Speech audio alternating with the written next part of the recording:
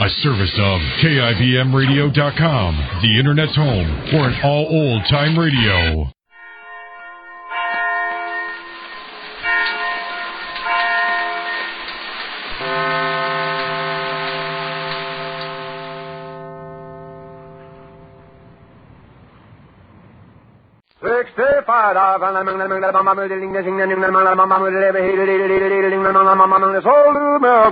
The Jack Benny Program, presented by Lucky Strike. Be happy, go lucky, be happy, go lucky strike, be happy, go lucky strike today. On Decoration Day, we'll go and picnic by the sea and take along some Lucky Strikes for the LSMFT. Take it from me, Lucky's taste better than any other cigarette. If you want a cigarette that gives you deep-down pleasure, try Lucky Strike for better taste, for smoothness, for good measure. Yes, sirree. Lucky's taste better than any other cigarette. Be happy, go lucky, be happy, go lucky strike, be happy, go lucky strike today. Friends, there's more smoking enjoyment in Lucky Strike because Lucky's taste better than any other cigarette. Yes, better, and here's why. Fine tobacco, and only fine tobacco, always gives you a better tasting cigarette. And LSMFT, Lucky Strike, means fine tobacco. Fine, light, ripe tobacco that always gives you complete smoking enjoyment. So to get everything you want in a cigarette, smoothness, mildness, and far better taste, switch to Lucky Strike. Try a carton soon. You'll agree, Lucky's taste better than any other cigarette. Be happy, go lucky strike today. Remember, Lucky's taste better than any other cigarette.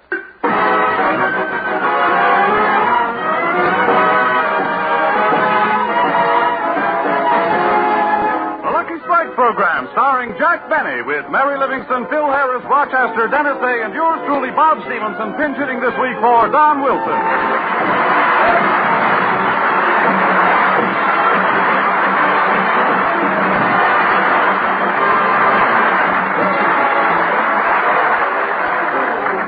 Ladies and gentlemen, last week Jack did his fourth television show in New York and is now back in Hollywood for his radio series.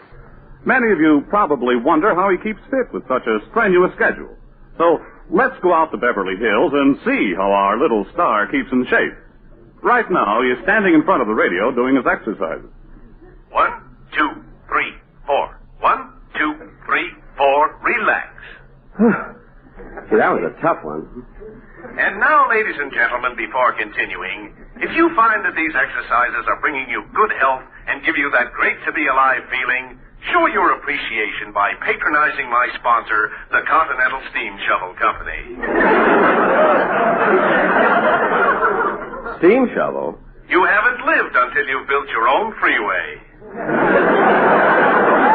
Gee, that must be fun. And now for our next exercise, which I will read to you from my Book of Health. First, fold your arms. Uh-huh. Now bring your left wrist past your right elbow so that your right shoulder is in line with your left hip. Now pull through with a twisting motion and loop around the lower end, thus leaving the right side free. Now grab the free side, bring down under, pull back, raise to the center, and follow through, passing the left shoulder with the right arm. Well, I made it. Oh, heavens to Betsy. I picked up the wrong book. I just gave you directions for making a pretzel. Oh, for heaven's sake, how am I going to get out of this? Rochester! Rochester! Here I am, boss. Did you... Boss, what happened? Never mind what happened. Untangle me. Where do I start? Well, first straighten up my head. Where is it? I'm standing on it. Oh, yes. Boss, you're really twisted up. How did it happen? I'll tell you later. Now, just straighten me up, and for heaven's sakes, hurry. Don't get excited, boss. If I can get your head free, the rest of your body will snap back into place. Now, let me get a good grip on your head. Ah, there you are, all straightened up. Thanks. I certainly... What was that? Your nose. It was caught in your keychain. Oh. And now for the next exercise. Oh, no, you're not going to get me again. Boss, maybe this exercise Besides, we'll do you some good. Why don't you try it? I'm not taking any chances. I'll listen to it first. To begin this exercise, stand erect and follow me. Put your arms down at your sides. Now raise your arms out from the sides until they're level with your shoulders. Now let them down. Now raise them up, down, up, down, faster, faster, faster, up, down, faster, faster, faster, faster, faster. Ladies and gentlemen, we will now conclude this lesson as your instructor just flew out the window.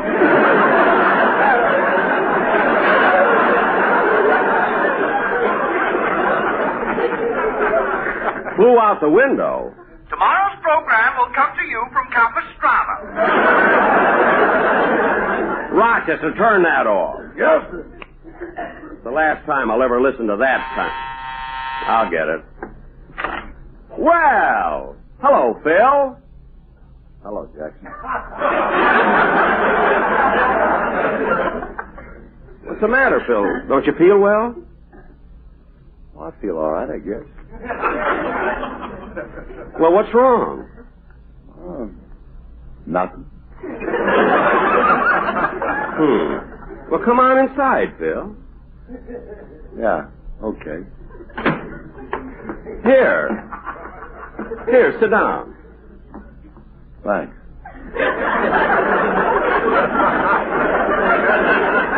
Now, come on, Phil, tell me. What's wrong? Well, I'd rather not talk about it. Phil, don't keep it to yourself. Tell me what's wrong. Remley's quitting my band.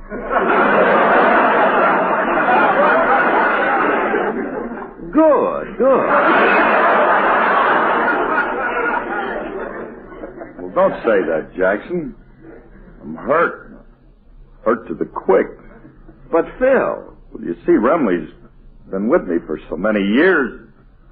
He's grown gray in my service. Wait a minute. Frankie's hair isn't gray. Not his hair, his skin.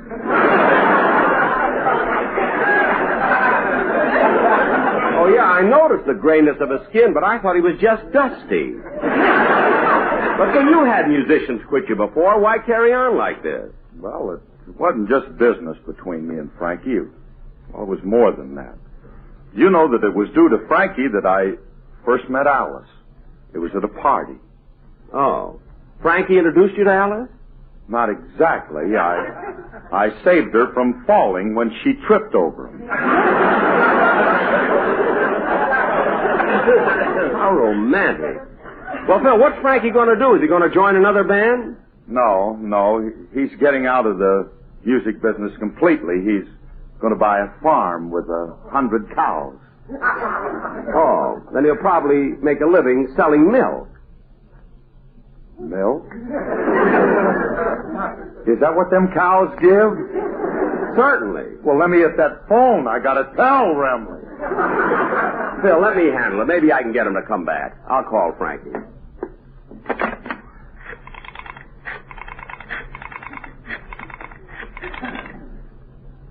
Hello, Frankie? This is Jack. Now, Frankie, how about your changing your mind and coming back to Phil's band? Huh? Yeah, he feels terrible about losing you. He's standing right next to me now, and he's crying. Oh, yes, he's really crying. Each tear has a little head on it.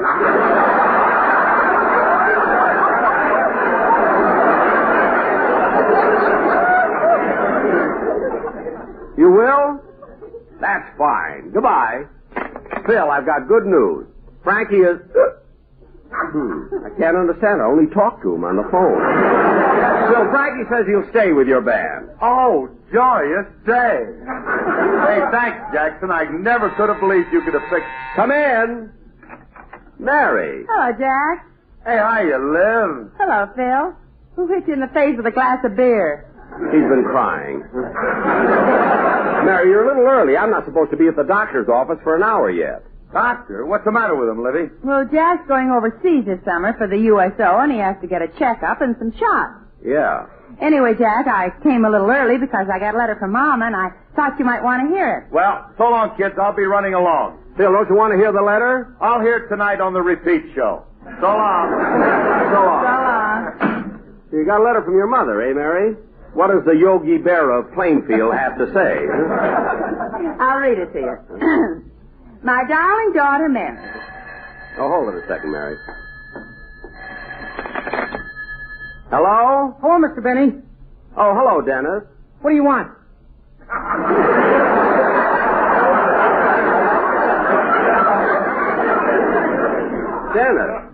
Dennis, you called me. Oh, yeah. Say, Mr. Benny, the weather is so nice. How about you going to the beach with me? Well, it's silly to go all the way to the beach, kid. If you want to go swimming, why don't you come over here and use my pool? Oh, I'd rather go to the beach. All the people there are crazy about me. They think I'm a great comedian and I'm very funny. They do? Yeah. I went swimming last week and all the people at the beach stood around watching and laughing at me. Well, maybe it's because you look funny in your bathing suit. Oh, bathing suit!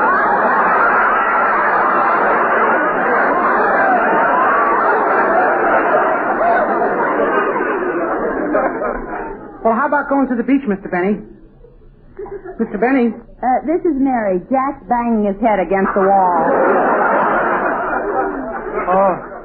And Dennis, I'm sure Jack won't go with you. He doesn't like the beach. Well, if he won't come, I'll just take my dog, Prince. Your dog? Yeah, we have a lot of fun. You know, throwing a stick into the ocean and bringing it back. Oh, isn't that dangerous? No, he can't throw it very far.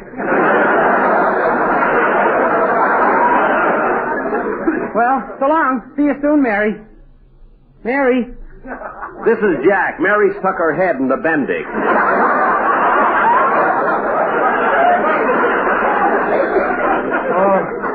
Now, go look, kid. If there's nothing else, please hang up. Okay, goodbye. Goodbye. That kid gets sillier day by day. Oh, he's not so bad. He's not, eh? Then why are they getting Idiot's Delight to be his summer replacement? I don't know. Now, Jack, do you want me to read Mama's letter? Oh, yes. Go ahead. My darling daughter, Mary. Hello? It's me again, Mr. Benny. What do you want now, Dennis? Well, I forgot to tell you I didn't get my salary check last week. You didn't receive your salary check? No. That's funny. I made it out like the others. Everybody else got theirs in the mail. Well, did you mail mine with all the others? Uh-huh. Did you have my right address? Uh-huh. Did you mark the zone number next to the stamp? Oh, stamp! Now cut that out! Stop already and hang up.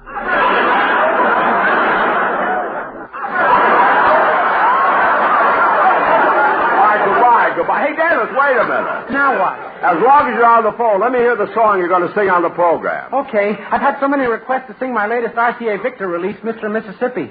Never mind the plugs on the phone. It's only us, and I don't buy.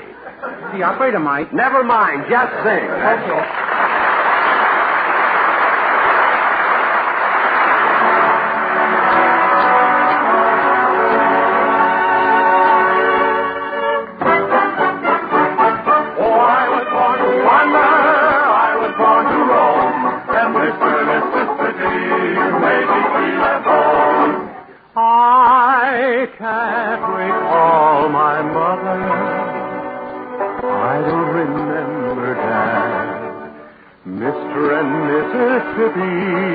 Was all I ever had. Oh, I was born to wander. I was born to roam. And Mr. and Mississippi made me feel at home. Oh, I was born to wander. I was born to roam. And Mr. and Mississippi made me feel at home. My cradle was the river, my school a riverboat. My teacher was a gambler, the slickest one afloat. My teacher was a gambler, the slickest one afloat. He taught me not to gamble on a petticoat. I was born to wander, I was born to roam, and Mr. Mississippi made me feel at home. Oh, I was born to wander, I was born to roam, and Mr. Mississippi made me feel at home.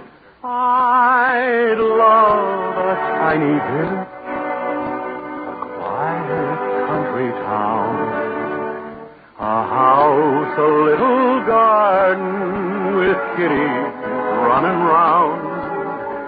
I'd be a faithful husband, no, I'd be a trusting friend, until I heard that steamboat coming around the bend. So I was born to wander, I was born to roam, and Mr. Mississippi made me feel at home. So I was born to wander, I was born to roam, and Mr. Mississippi made me feel at home.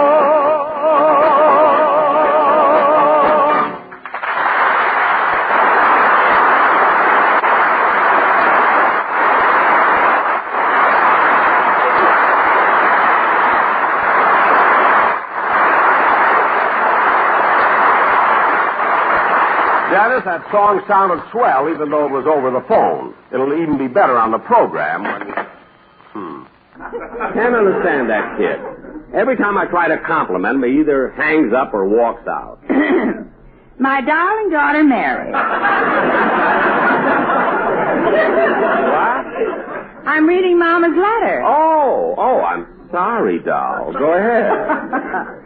My darling daughter, Mary. Yes. Come in. Well. Hello, Mr. Billy. Mr. Kitzel.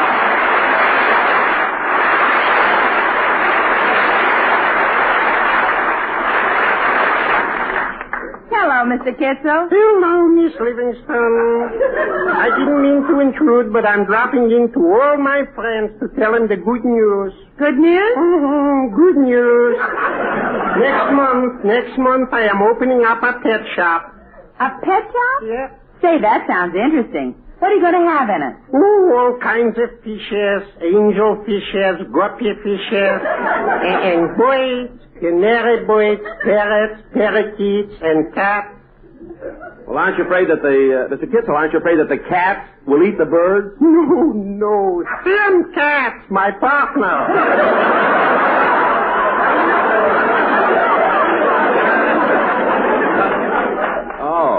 Oh, I don't know. Mr. Kitzel, I think you'll be happy with the pet shop. It's a fascinating business. I think so. You know, that was always my ambition. Ever since I was a boy, I made money raising rabbits. Oh, you know how to raise rabbits? With rabbits? What do you have to know? Oh, I see. And you know, this may sound hard to believe, but when I was a boy, also for a pet, I had a pig. A pig? Yes. And never did a pig love anybody like that pig loved me. Why? I don't know. Maybe he realized I'd never eat him.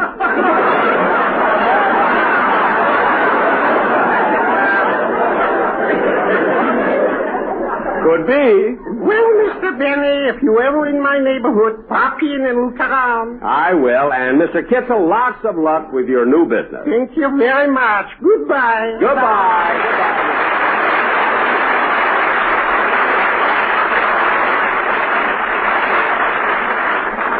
See, Mary, I hope his pet shop is a success. So do I. Now can I read? Oh, yes, Mary. Your mother's letter. Go ahead, Mary. Boss, look what time it is. You'll be late for the doctor. Say, you're right, Rochester. Are you ready, Mary? Anytime you are. Well, let's go. And Rochester, you can have the evening off. Yeah, thanks, boss. I already called my girl, Susie. Oh, you got a date tonight, Rochester? Yeah, we're going to Wrigley Field. Oh, that's nice. You and Susie going... Wait a minute. Rochester, the Los Angeles baseball team isn't playing there this week. Wrigley Field is dark. Yeah. Oh, I see. Well, come on, Mary. Let's go.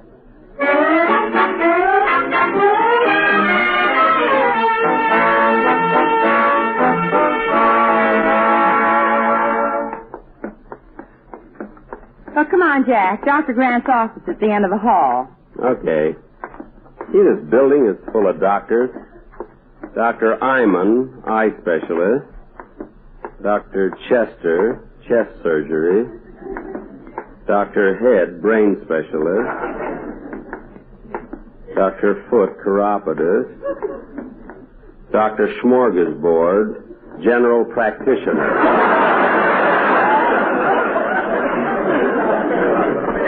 Oh, here it is, Dr. Grant. Let's go in, Mary. Mary, did you make an appointment for me? No, just talk to the nurse. It'll be all right. Just a minute, Mary. You've been to this doctor before. How much does he charge? Well, Jack, he hasn't any set fee. He charges according to the patient's income. What do you mean? Well, if one patient makes more than another, Dr. Grant feels the richer patient should pay more. Now, go on, talk to the nurse. Okay. Yes, sir? Oh, I'd like to see Dr. Grant. Oh, you're a new patient. Who recommended you? Recommended me? Miss Mary Livingston. I see. Your name? Jack Benny. Address? 366 North Camden Drive. Occupation? Unemployed.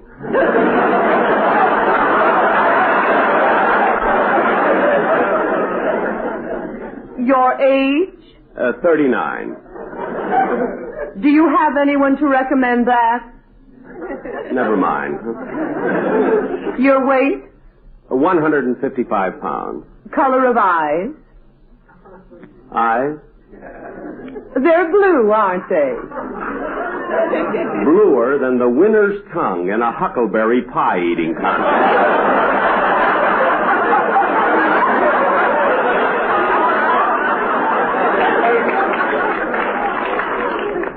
Wait a minute. Aren't you Jack Benny? I knew my last line would get you. Yes, I am. Why? Well, a friend of yours, Speedy Riggs, is in the other office with the oculist taking an eye test. Oh, Speedy Riggs. Now, may I go in and say hello to him? Certainly. Right through that door. Thank you. Now, read the top line, Mr. Riggs. Yes, Dr. Cook. Oh, hello, Speedy. Oh, hello, Jack. Be with you in a minute. I'm just having my eyes examined. I know. Now, read the top line, Mr. Riggs. L-S-M-S-T. Very good. Now, can you read the very last line, Mr. Riggs? Oh, yes, I know that one. Poodly poo poo poo poo poo. Where does it say poodly poo poo poo poo poo? Where? Right down there in the bottom, in the very fine print. Oh, well, that's the name of the company that prints the chart. J.M. Poodly Poo Poo and Son. Now, Mr. Riggs, will you please read that bottom row of numbers as fast as you can? Yes, sir. 8, 5, 6, 7, 4, 6, 8, 4,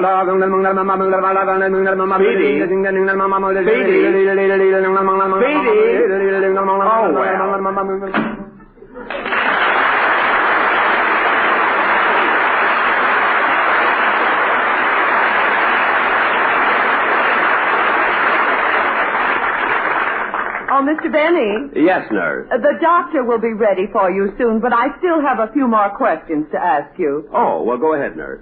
Did you ask me the color of my eyes? I asked you. Now tell me, do you belong to any medical plan? What was that? I say, do you belong to any medical plan? Yes, I do. Which one? Well, the Blue Shield, the California Hospitalization Plan, the Ex-Sailor Sick Benefit Group, the Actors Mutual Health Society, the Los Angeles County Prepaid Medical Anesthesia and Ointment Program,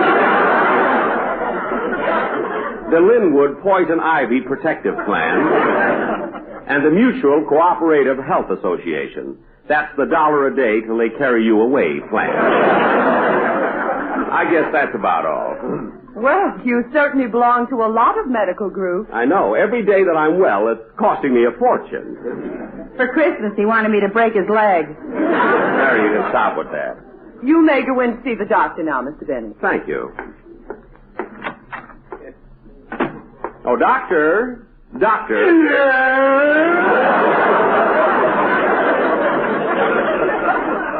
Look, doctor, I'm here... Never mind. Just come right in and take your shirt off. Wait a minute. There's something I didn't settle with the nurse. What do you charge for an examination? Nothing. Now take your shirt off.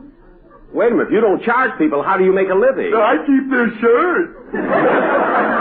Oh. Now let's get on with the examination. Put this thermometer in your mouth. Yes, sir. Meanwhile, just stand behind this fluoroscope while I look at your chest and stomach. Now hold still. Well, your chest seems to be all right. Now I'll look at your stomach. Strawberry, raspberry, cherry, orange, lemon, and lime. Haven't you eaten since then?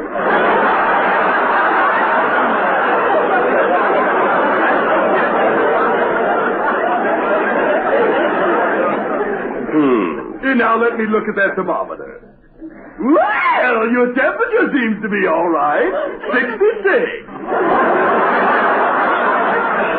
66? Oh, silly me, I've got it upside down. It's 99. That's better. I'm surprised it isn't higher. Why? I gave you a hot foot. Now, look, Doctor, the only reason I came in was to get some shots. I'm going out of the country. Good.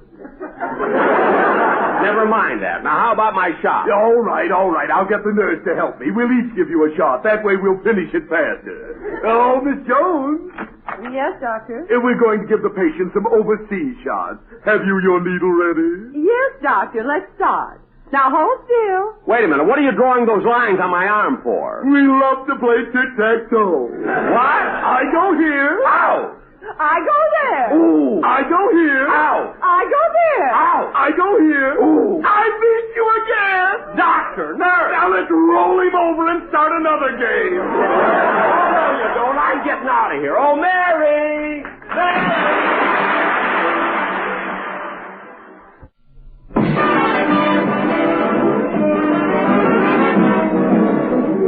We're a little late, so good night, folks.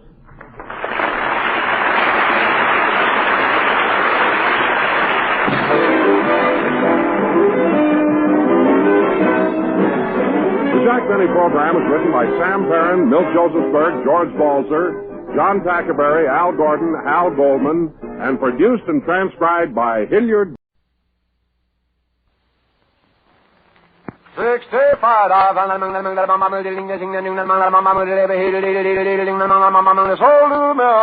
The Jack Benny program, presented by Lucky Strike. Be happy, go lucky. Be happy, go lucky strike. Be happy, go lucky strike today. I write a column full of news and I've a scoop for you. For better taste, smoke Lucky Strike. They're mild and mellow too. You bet. Lucky's taste better than any other cigarette. I sell cigarettes all day, and this is what I hear. Those Lucky's sure have better taste. They bring you smoking cheer. And you'll agree, Lucky's taste better than any other cigarette. Be happy, go lucky. Be happy, go lucky strike. Be happy, go lucky strike today. Friends, there's a truly enjoyable difference in Lucky's. For Lucky's taste better than any other cigarette. And here's the reason. Fine tobacco, and only fine tobacco, always gives you the full enjoyment of a better tasting cigarette. And LSMFT, Lucky Strike, means fine tobacco. So for a smooth, mellow, far better tasting cigarette, switch to Lucky Strike. Puff after puff, pack after pack, you'll get complete smoking enjoyment. You'll agree, Lucky's taste better than any other cigarette. Try a carton soon. Be happy, go lucky strike today. Remember, Lucky's taste better than any other cigarette. The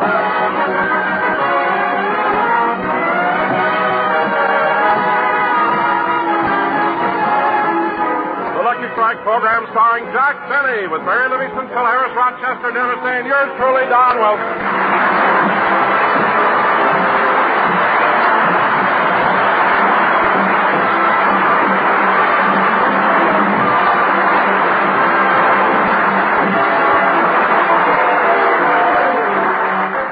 Ladies and gentlemen, this is our final broadcast of the season.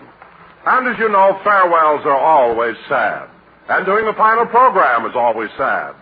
So without further ado, we bring you radio's saddest comedian, Jack Benny.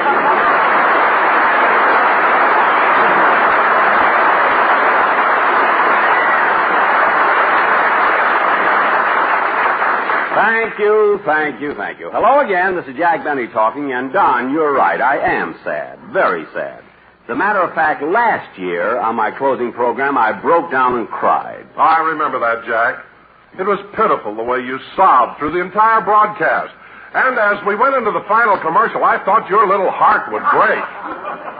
Yeah. Imagine the sponsor waiting that long to pick up your option. 2 more minutes and I'd have been a bum. Me and Bing. Anyway, Don. My darling daughter, Mary. Huh? Mary, what are you doing? I'm reading Mama's letter. What? I was supposed to read it on the program last week, but I never got a chance. Everybody kept interrupting me. Oh, well, go ahead. Read it now, Mary. My darling daughter, Mary. Now, hold it, Mary. Come in. Phil. What are you doing here, Jackson? What am I doing here? This is our last show of the season. I thought we did that last week. Last week? Sure. I came down to see Guy Lombardo. But, Phil, he doesn't start until next week. Oh, sorry, that was Mary's line. Go ahead, Mary, you take that. No, Mary, I'm sorry. I took away your line. You read it, Mary. I like the way you read it. No, you read it. No, let's take our time. You read it. Go ahead. But, Phil, he doesn't start until next week. No, you read it, Jack. Phil, he doesn't start until next week. Thank you. Now, who's going to get the other one? Anyway, what do you want to see Guy Lombardo for? Well, I promised I'd teach Carmen the lyrics to That's What I Like About the South. But, Phil, he's only going to be on for 14 weeks. He'll never have time to sing all the choruses. Well, believe me, I'm glad, Jackson. Imagine my song finishing like this. She's got backbones and butter beans, them ham hocks and turnip greens. You and me in New Orleans, and that's what I like about the South. South, about the South. Look, Phil, since Guy Lombardo is going to be my summer replacement, tell your boys to clear their music racks. And tell Bagby that this summer he'll have to rent a room, so he better take his blankets out of the piano. And as far as you, Phil, as far as you're concerned, I wish you'd use this vacation to get a good rest, so you can come back in the fall ready to go. You know what I mean, Phil. Abstain a little, you know? Well, you're late with that, Jackson. I ain't had a drink in 2 weeks. Not since Remley had his accident. Remley had an accident? What happened to him? Oh, it was horrible, Jackson. Ghastly. He was carrying a bowl full of goldfish when somebody yelled, "Bottoms up."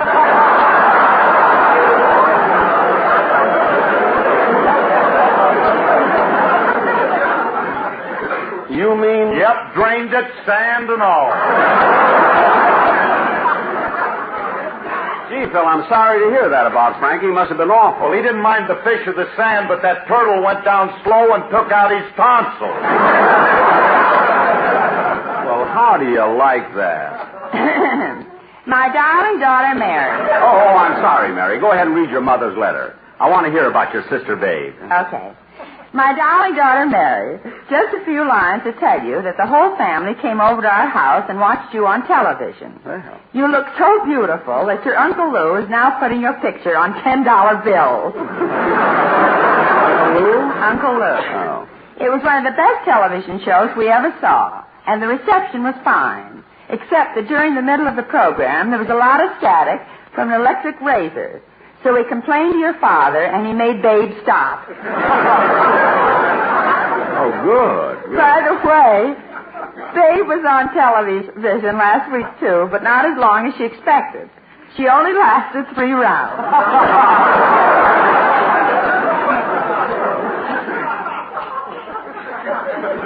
No other news, so we're closed now. Your loving mother, just plain Bill. She has to be funny right to the last line, isn't she?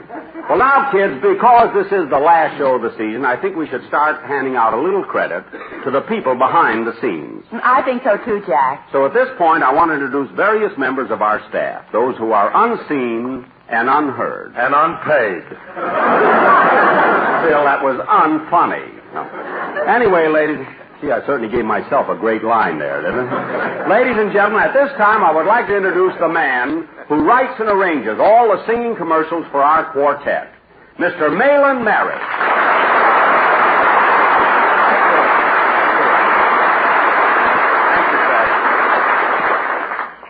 Now, Malin, what song is the Sportsman Quartet going to do?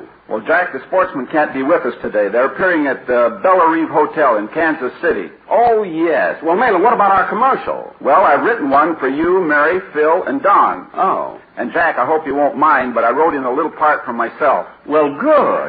Now, here are your parts. Gee. Don, you go first. Okay. I've been with Benny now from 34 to 51. By saving every dime I made, I'm back where I've begun. Oh, be happy, go lucky, be happy, go lucky, strike, be happy, go lucky, strike today. Poodly poo poo poo poo poo. I've got some news about my sister you'll be glad to hear. She's working in Kentucky at tobacco on... Oh! Be happy, go lucky, strike, be happy, go lucky, strike today. Poodly poo poo poo poo poo. Jackson always says my band is lousy as can be, but we'll be back next year with Jack and Al, SMFT. Be happy, go lucky, strike, be happy, go lucky, strike today. Poodly poo poo poo poo poo. I don't care what Harris says or Don and Mary too. CBS has color now to show my eyes of blue. Go lucky, be happy, go lucky, strike, be happy, go lucky, strike today.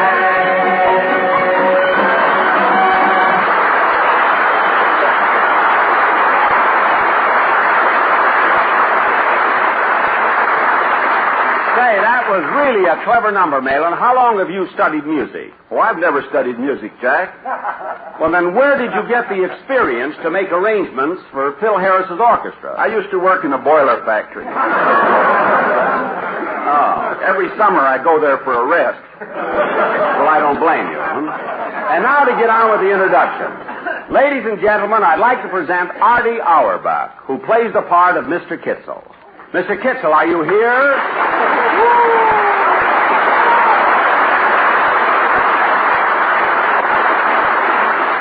Well, Mr. Kitzel, now that we're going off the air, what are you going to do this summer? I'm going to Houston, Texas to visit my cousin. Oh, you have a cousin in Houston? What's his name? Glenn McCarthy.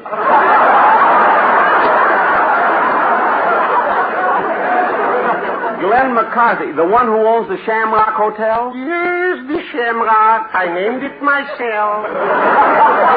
I didn't know that. Tell me, Mr. Kitzel, how are you and McCarthy related? Believe me, it's a long story. What? The synopsis alone could be your summer replacement. Well, I hope you have a nice summer, Mr. Kitzel, and we'll see you in the fall. Thank you. Well, happy vacation, Mr. Benny. You too, Miss Livingston. Goodbye, Mr. Kitzel. When it's roundup time in Texas, Mrs. Bloom is on the stage.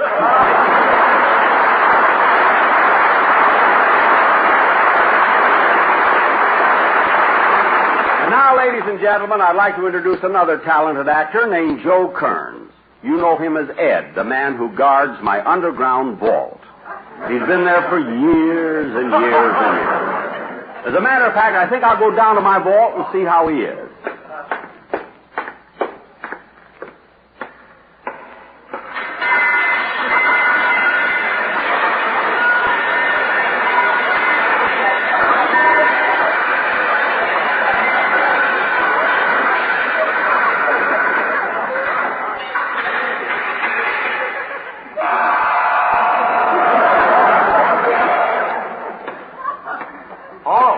Goes there, friend or foe?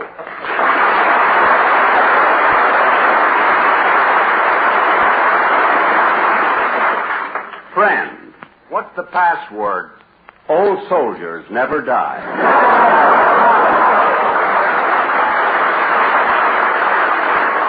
Oh, it's you, General Benny. Yes. Ladies and gentlemen, besides being the keeper of my vault, Mr. Kearns also played the part of Joseph Collins. the man sent over by the Department of Internal Revenue when they thought I wasn't deducting enough for entertainment on my income tax. Remember when he said... Now, Mr. Benny, believe me, we're trying to help you. I know. That's why the government sent me and my assistant to see you. Oh, you remember my assistant, Herbert Thompson? Yes. How do you do? How do you do?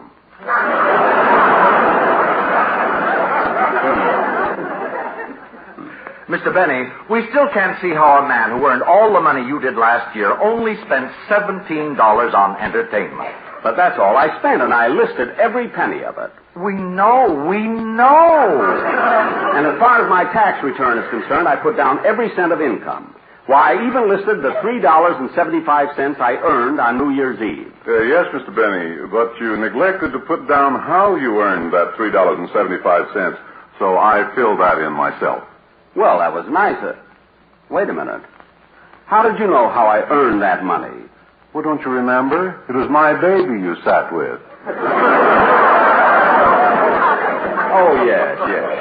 Folks, the man playing Herbert Thompson is another fine actor named Will Wright.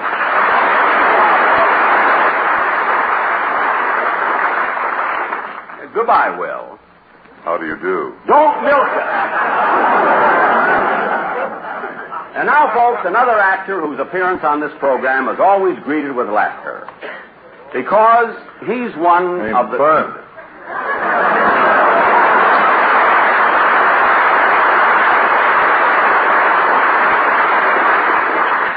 Bud. Huh? Come here a minute. Who, me? Yeah. What do you want? What actor are you going to introduce now? Frank Nelson. What? Introduce Sheldon Leonard. Well, why should I introduce Sheldon Leonard now? Because that's me, and I just laid 6-5. I'd come in ahead of Nelson. All right, ladies and gentlemen, the man who plays the part of our tout, Sheldon Leonard.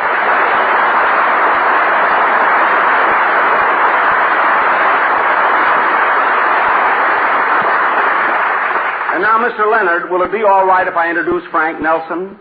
Okay, it's your show. Well, thank you very, very much. At this moment, folks, I'd like to present Frank Nelson. Let's see, where is he? Oh, Mr.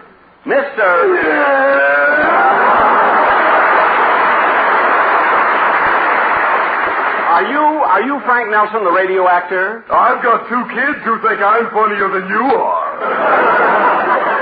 All right. I just want people to meet you. But you know, Frank, it's strange. Whenever I run into you on my program, you're always so antagonistic toward me. Yes. Well, look, Frank, that's just on the program. But in real life, do you really hate me? Thank you, Mr. Nelson.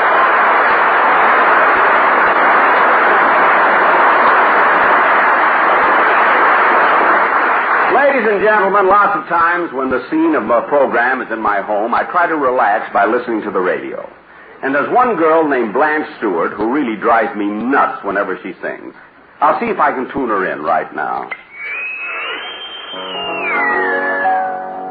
On top of Old Tree, another snow. I lost my true lover for talking so slow. For talking some pleasure, and falling is grief. And upon that's enough. Turn it off, Phil. Oh, she's good. He's good. I'll turn it off myself.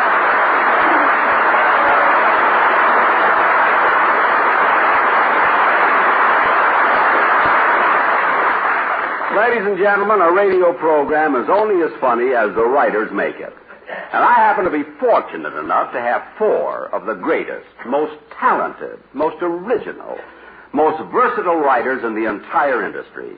Mary, introduce my writers. Well, why don't you introduce them? Every time I look at them, I get sick. All right, I'll do it. My writers are Sam Perrin, Milt Josephsberg, George Balzer, and John Tackaberry.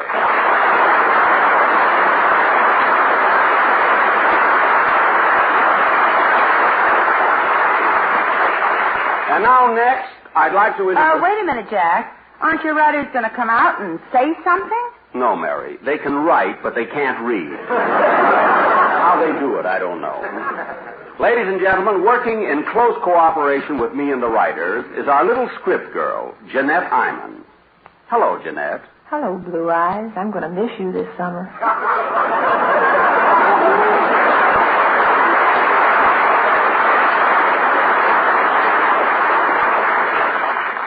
She can't type, but she's a good secretary.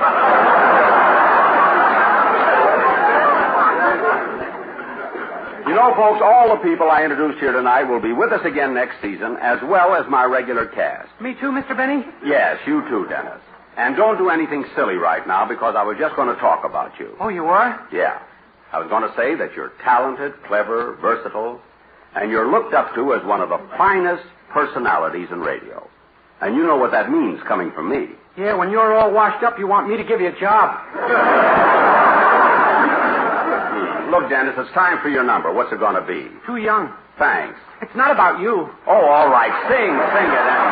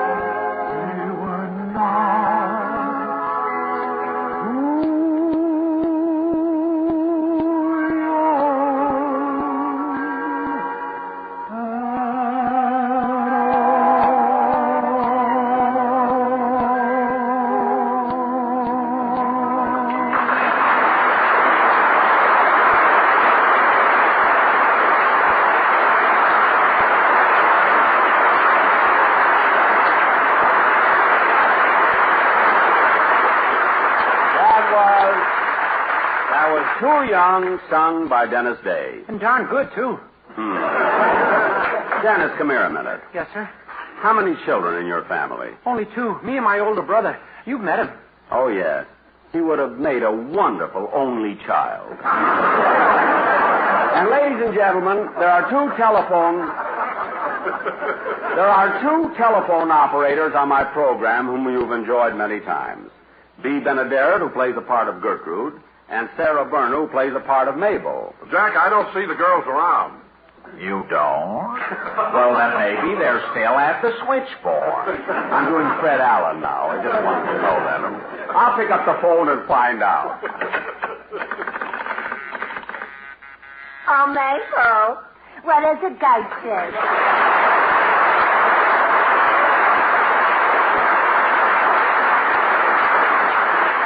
Mr. Benny's loin is flashing. Yeah, I wonder what the brave bull wants now. I have a cold. You answer it. Let him wait. I had a date with him last week to go to the movies, and he kept me waiting 2 hours. I'd have got awfully tired if I wasn't sitting down. Sitting down? Yeah. When Benny takes you to the movies, he meets you inside.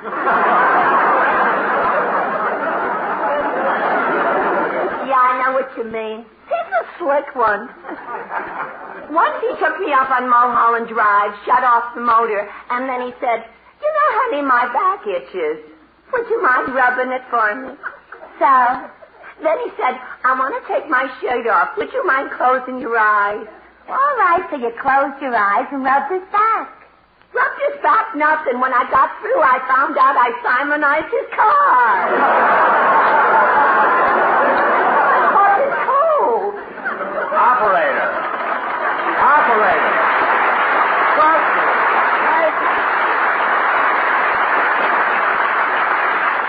Folks, I really did want you to meet him, but I guess the switchboard is busy. And now, ladies and gentlemen, I'm going to introduce one of the most versatile actors in radio, Mel Blanc.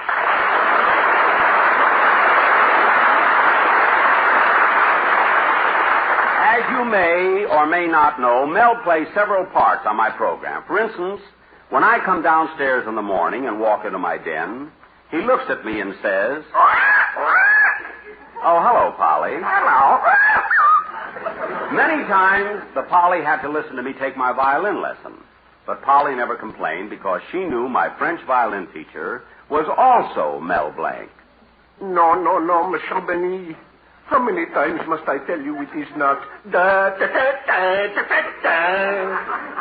You must slide. Do, do, do. Then every once in a while on my travels, I have to take a train. And at the railroad station, again, you hear Mel Blanc. Train leaving on track 5 at 4 a.m. Azusa and Coot. Then sometimes I have to... Yes. Then sometimes I decide not to take the train and go by automobile. And when I get in my car and step on the starter, do you hear the motor? No, you always hear Mel Blanc.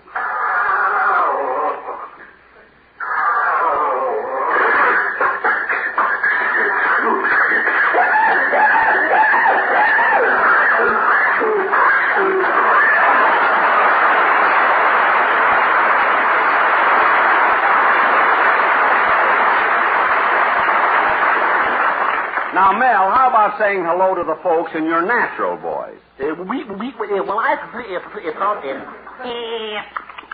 that is, Doc. I want to, Well, you know where he is. And so that's how Mel, now what's the matter? Hey, I forgot what my own voice is like. You forgot your own voice? Well, that's silly. Yeah.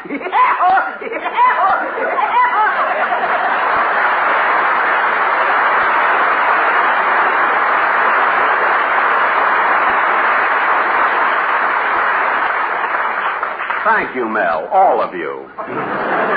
Well, folks, the program is almost over, and it looks as though we brought everybody on for an introduction, excepting... What was that? Oh, yes, I almost forgot, our sound men, Gene Twombly and Cliff Northman. And now, fellas, as I look in the glass-enclosed control room where engineer George Foster feeds this program to the network, I see my producer, Hilliard Marks, making frantic motions that we, say, if Mary can make a mistake, I can make a mistake. Making motions that we should speed it up. So, sound men, please ring the phone. Thank you. Hello? Hello, Mr. Benny. This is Rochester.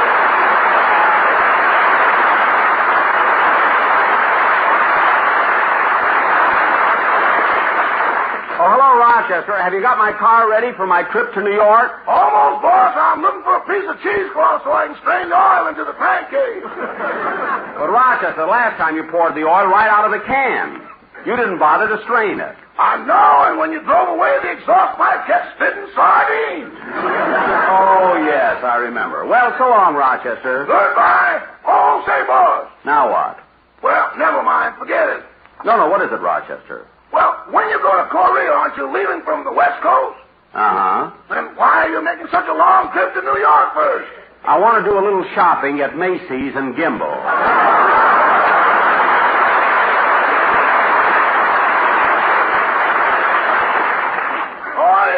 Goodbye. Wait a minute, Rochester. Haven't you got something funny to say about that? Well, I have, boss, but this is the final program of the season, and I'd like you to have the last laugh. Well, thank you, Rochester. Goodbye. We'll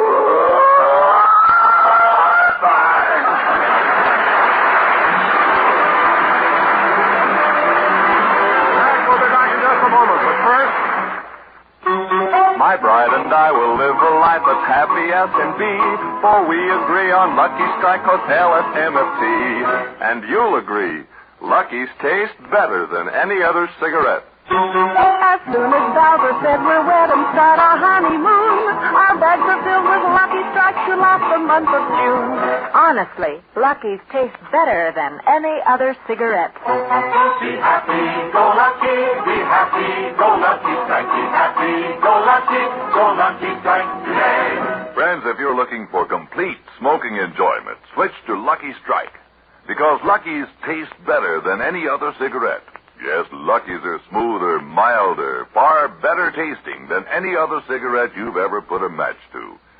You see, fine tobacco and only fine tobacco always gives you better taste. And LSMFT, Lucky Strike, means fine tobacco. So for everything you want in your cigarette, be happy, go Lucky. You'll find Lucky's taste better than any other cigarette. Make your next carton Lucky Strike. Be happy, go Lucky Strike today. Remember, Lucky's taste better than any other cigarette. Good night, everybody, from all of us.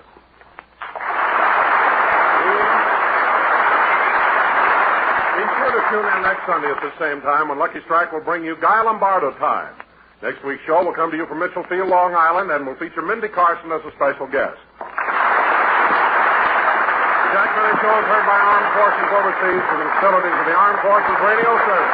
This is CBS, the Columbia Broadcasting System.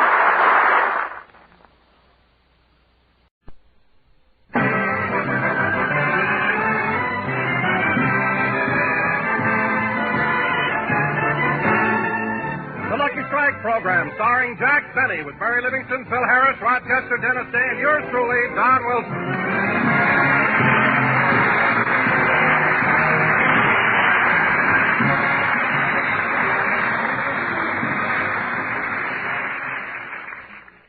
Well, ladies and gentlemen, here we are back on the air again.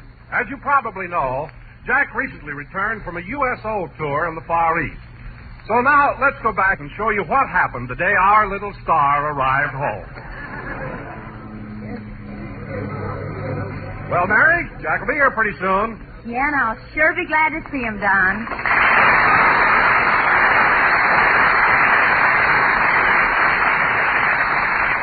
Gosh, I'll bet Jack will be glad to get home where you'll be able to step into a hot tub again. You're not kidding. What are you laughing at, Barry? Jack sent me a picture of himself taking a bath in a barrel. Here it is. See? Yeah. Oh, wait a minute. That doesn't look like Jack. Where's his hair? He's using it for a wash rag.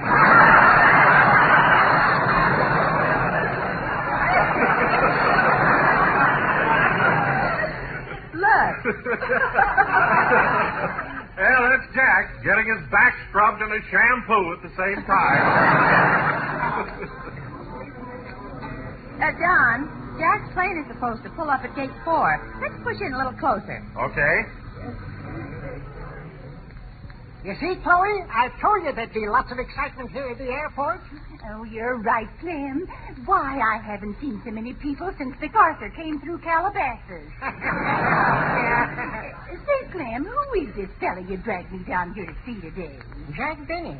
Who? Jack Benny, the star of stage, screen, radio, and television. You ought to know him. He played the violin at your Aunt Pootie's wedding. Oh, yes, I remember. Instead of "Oh, Promise Me," he played the Hot Canary. That's the boy. John, look. I think Jack's plane is coming in now. Control tower to pilot. Control tower to pilot. You are cleared. Pilot to control tower. Pilot to control tower. Pan American special flight from Tokyo coming in for a landing. Mr. Benny, you can take your head out of my lap now. Thank you.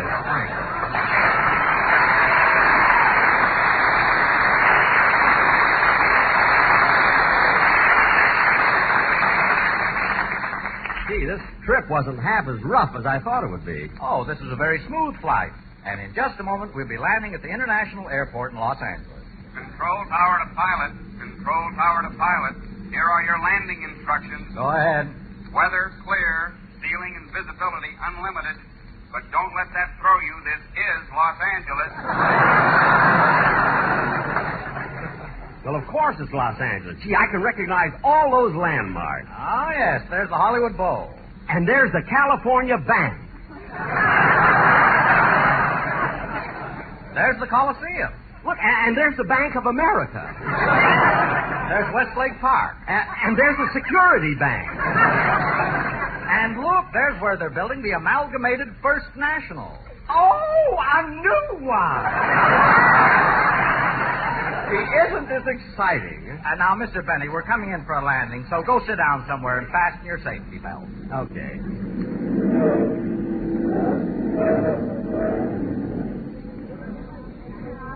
John, look. Here's Jack getting off the plane. I see him. Come on, Mary. Let's push through the crowd. Oh, Jack! Mary! How are you, Jack? Oh, boy, it's good to see you. It's good to be back. Pucker up, Mary. I'm going to give you a great big kiss. Oh, Jack, not in front of your friend. My friend? Yes, that man standing right behind you. He came off the plane with you. Oh, these people who follow celebrities. Look, mister, will you please beat it? I can. What? Remember when the pilot told you to sit down and fasten your safety belt?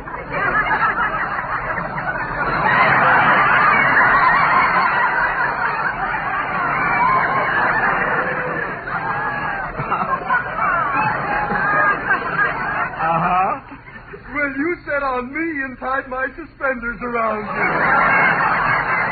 Oh, I'm sorry. I'll untie them. Yeah, I'll do it. You go ahead and kiss her. Thank you. Jack, I'm going out the main gate and hold a cab for you. Okay. Gosh, Mary, look at all these people at the airport. I wonder how many of them came down to see me. After all, I am a celebrity. Hi, Rube. Huh? Remember me? Oh, yes. How are you? Fine. I'd like you to meet my wife. How do you do? She ain't no Jane Russell, but she's my kind of woman. Well, it's certainly nice meeting. Jack, John is waving at us. He's got a taxi. Okay, let's go. So long, Rube. So long. Goodbye, Miss Russell. Right over here, Jack. The cab's right here. Oh, here we are. Thanks, Don. I'll be glad to get home. Where to, folks? 366 North Camden Drive. Yes, sir. Just think. 10 hours ago, I was in Honolulu, and now I'm almost home. Well, Jack, don't you feel tired and worn out after that long trip? Yes, Don, but it was quite an experience doing those shows in Korea. We had a great show, too. There was Marjorie Reynolds, Benet Venuta, Frank Remley, June Bruner, Harry Kahn, Dolores Gay, and Errol Flynn. He was our chaperone.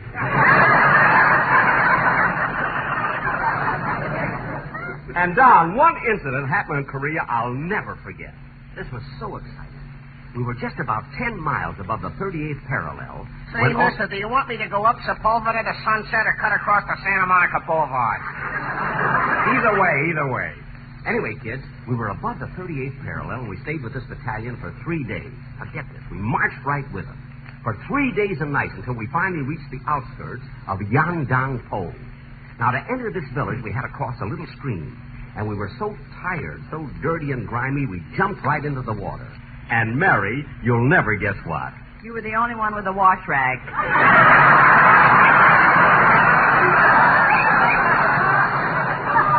I was not. Now, Mary, listen. That night, get this, that night we were camped on the outskirts of the town, just a few miles from the front line. It was a dark night, no moon. When all of a sudden... It's shorter by Santa Monica, but there ain't so much traffic on Sunset. Driver, go any way you want to, as long as I get home. All right, I'll go by Pico. Go, Pico, go. Anyway, kids, look at now, I don't want you to get the impression, that I was braver than the others. But it was about 2 o'clock in the morning when I was awakened by a rustle in the bushes near my tent. I didn't have a gun. But nevertheless... You mind if I turn on a radio? Look, I don't care what you do. Thanks. Anyway, kids, when I heard this noise, I went out to investigate. I got down on all fours and was crawling along the ground. When all of a sudden... Turn that down! Turn it down! Okay. Turn that radio down! Okay. That's better. Anyway, I crawled around to the side of the brush, and there in a gully were 4 snipers. I had to think fast. Now, I knew I could get a hand grenade. But then I found that it was protected by barbed wire. One of radio's which had a most high popular voltage of comedians electricity just running returned through it. from Korea, where he Yeah, I spent had to several get to weeks those hand grenades. entertaining our So, boys. wait a minute. He's talking about me. Driver. No, don't turn it off. Turn it on. Turn it on loud. He's talking about me. What? Your radio. Turn it on. Oh, okay.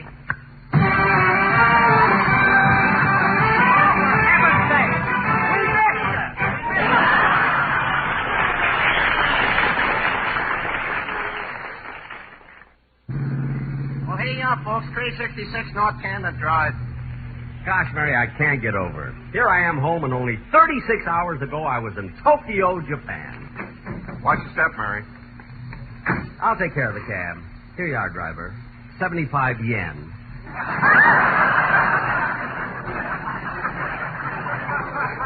Keep the change.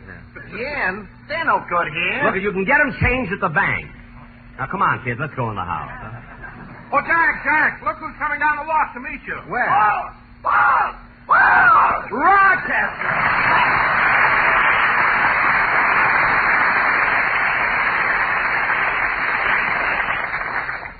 Doggone, boss, it's sure good to have you home.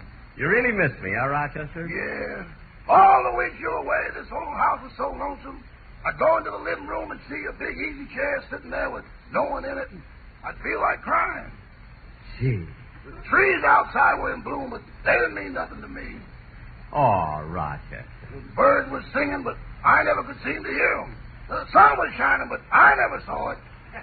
Really, Rochester? Yeah, I never got up till 8 o'clock at night.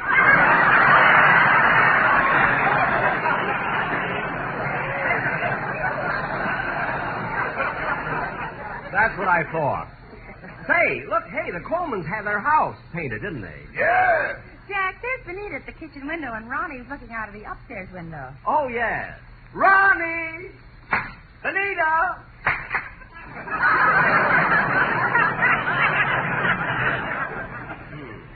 I wonder if they're going to give a party for my homecoming. Could be. They gave a dilly when you went away. Well, that was nice. Oh, gosh. Home, sweet home. Ah, the house sure looks good. Everything is just like I left it. Yeah. Piano was in the corner, my easy chair by the lamp, and Rochester, that picture on the wall. Who is it? Shall we dust it and find out? Never mind. Look, kids, let's all sit down for a while. I just want to relax. Oh, say, Jack, I've been meaning to ask you. I presume that on your trip there were various times when you had the opportunity to meet some very important people. Don, I'm glad you brought that up. Now, I was in Tokyo when General Ridgway and his wife gave a big reception at the embassy. It was a thrilling occasion. Say, Jack, I've seen so many pictures of Mrs. Ridgway in the papers, and she seems so charming. How is she to talk to? Well, you see, I didn't get a chance to meet Mrs. Ridgway because she was so busy with all the women there. But the General Ridgway, what a guy. He was so friendly, so congenial. Really, you've never met anyone like him. Oh, then you met General Ridgway. Well... You see, a funny thing happened, Don. Just as I was about to be introduced to him, General Van Fleet arrived. So naturally, we had to rush over and shake hands with him. Oh, then you shook hands with General Van Fleet. Well, almost. What do you mean, almost? I stuck out my hand and he handed me his hat. I was so embarrassed I didn't know what to do with it. If you'd have put it on, maybe you'd have met somebody.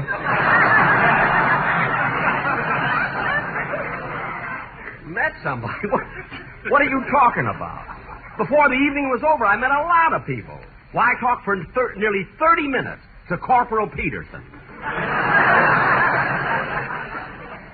Who's Corporal Peterson? He was the one who married Aunt Pooty, but they drafted him anyway.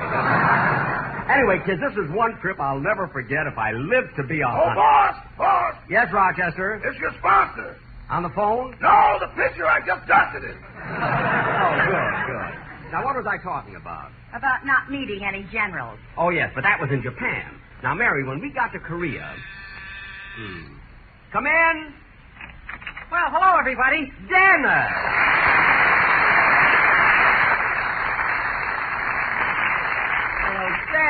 Dennis, how are you? Oh, fine, Mr. Penny. Welcome home. Well, thanks, kid. Thanks. Gee, you look wonderful. Well, thanks. Turn around. Okay. Gee, you look even better that way.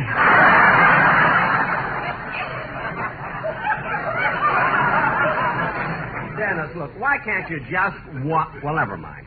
Tell me, Dennis, did you go anywhere on your vacation? Oh, sure. I went to Hawaii. Well, Hawaii. Well, did you take the boat? No. Oh. Then you went by plane, huh? No.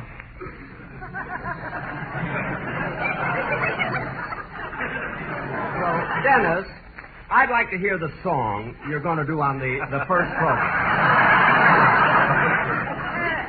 Wait a minute, Jack. Aren't you going to ask him how he got to Hawaii? Not for $1 million. Sing, kid. Okay.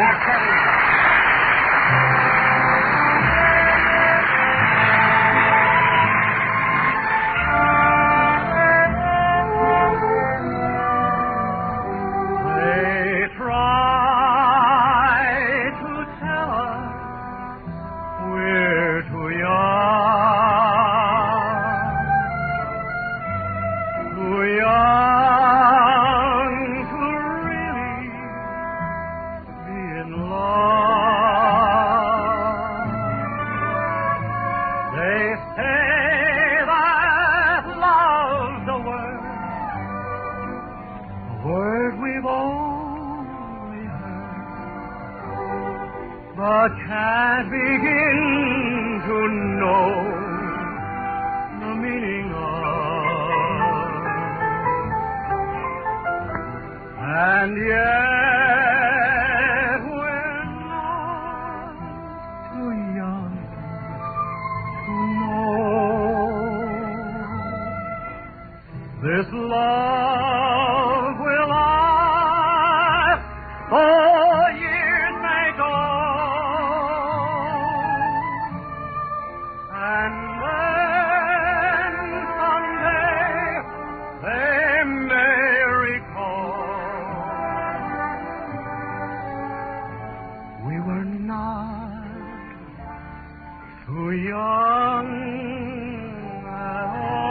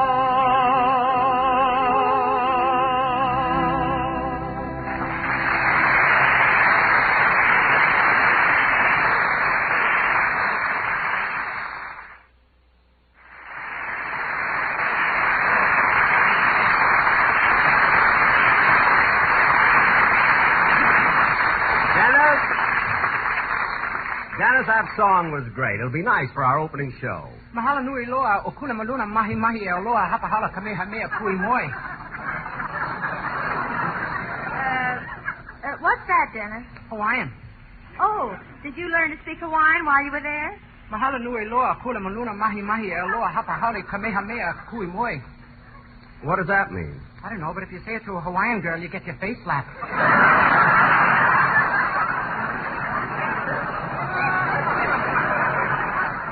Oh, sure. Peng hang te su mingan koli gu wao mang.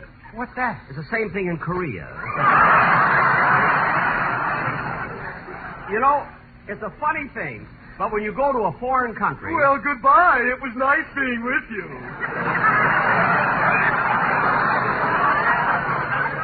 Huh?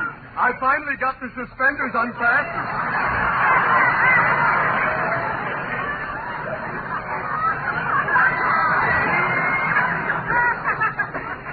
Oh.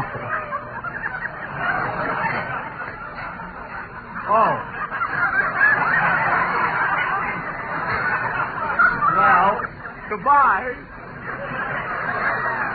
Goodbye. Goodbye, everybody.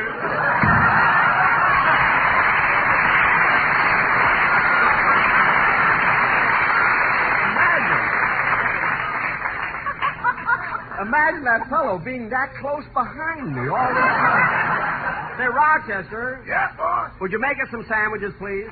Oh, I'm sorry, boss, but there's no food in the house. No food. Rochester, what happened to the money I left you when I went overseas? I'm sorry, boss, but that only lasted for 3 weeks. You know, a dollar doesn't go as far as it used to. How much did he leave you, Rochester? $1. Mary, stop looking at me. He was supposed to buy seeds and grow things. Hey, you think that the... Oh, Mary, I'm tired. Answer the door, will you, please? Oh, sure, Jack. Well, my truly pal.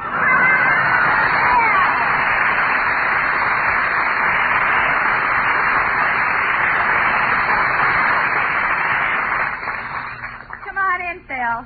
Yeah, thanks. Let me look at you, Liv. Turn around. Let me put the ray on you. Hey, you ain't changed a bit. You haven't changed either, Phil. Just set your glass on the table and come on in. Who is it, Mary? Alice's Wonderland. Oh, hello, Phil. Hiya, Jackson. Welcome home. Thanks, Phil. Before I forget it, I want to thank you for letting Remley come to Korea with me. Oh, that's all right, Jackson. He was very handy. Every time we did a show for the soldiers, he accompanied us on the guitar. Good. And I want you to know that I brought him back to you safe and sound. That's all right. No hard feelings. Anyway, Phil, it was a good idea. I mean, it was worth a try. All right, so we weren't lucky. Phil, how are Alice and the kids? Oh, they're fine. You want to know something, Liv? Alice got herself a new car yesterday. Ooh, that's nice. What kind? Oh, one of them foreign cars, a Dagmar. That's Jaguar. So Dagmar is a girl on television. Yeah. Dennis. That changed it. What? Mahala nui loa, kula maluna mane. I'm home one day. Now, Dennis, behave yourself. Hey, Don, I didn't see you. Hiya, Don. Well, hello, Phil. All set for the first program? Yeah, ready to go for another season. Jack, What? I've waited long enough. I've got to ask him. What? Dennis, how in the world did you get to Hawaii if you didn't take the boat or the plane? Now, wait. No, you don't. But it's the first time we've been together in months. I don't want that kid driving me crazy with his silly talk. Wait a minute. What's so silly about it? If he didn't take the boat to Hawaii and he didn't fly, maybe he took the train. Oh, he took the train, eh? And how, pray tell, can anybody go by train from here to Hawaii? You could go into a Pullman and get aloha.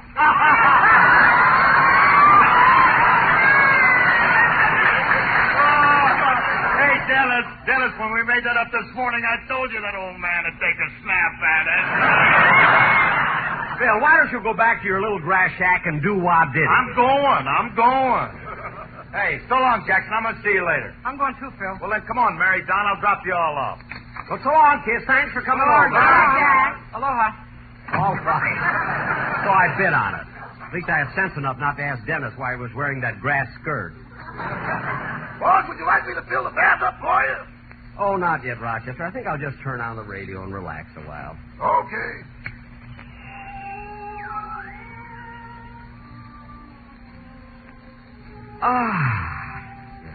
Hey, boss, I might as well unpack your bags. Yeah, go ahead, Rochester.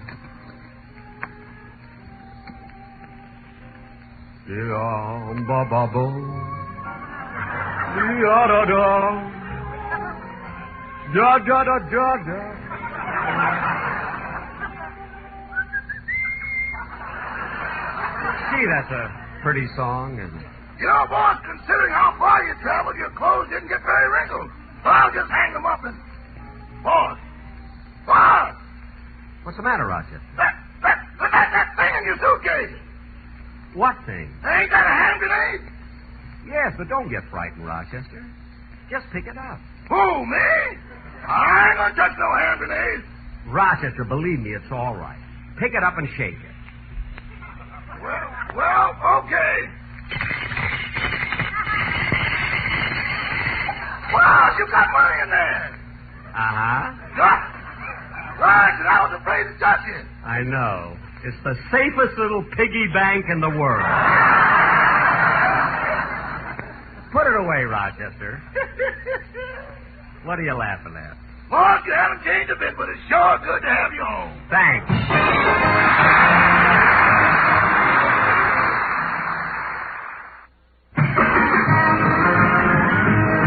Good night, everybody. We're a little late.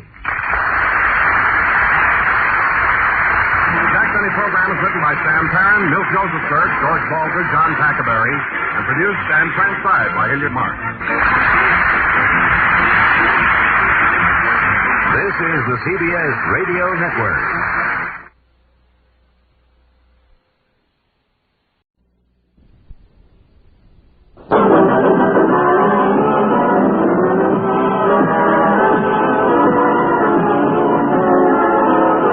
Strike program starring Jack Benny with Mary Livingston, Phil Harris, Rochester, Dennis Day, the Sportsman Quartet, and yours truly, Don Wilson.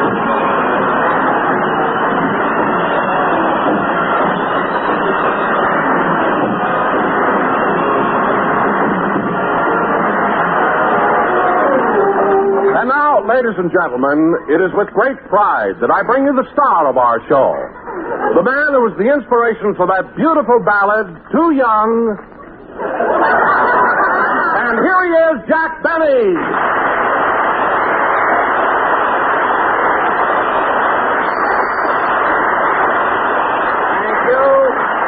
Thank you. Hello again, this is Jack Benny talking, and Don, that was a very clever introduction.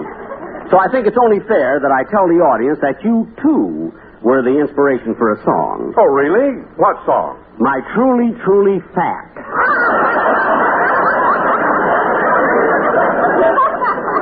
Don, here it is, only the second program of the season, and already you had to give me a sarcastic introduction. Sarcastic? Jack, believe me, I didn't mean it to be. Oh, you didn't mean it to be, huh? Well, look, Don, we have a long show to do tonight, so let's not... Jack, if I had any idea that you would misconstrue what was meant to be a compliment, I certainly wouldn't have said it. Okay, let's forget it. And now, ladies and gentlemen... I can't forget it. I wouldn't say anything to hurt you for the world. All right, As a matter of fact, when I thought of that introduction, I told it to my wife, and she said, Donald, that was beautiful. I'm so glad you're not going to say anything to make that old goat unhappy.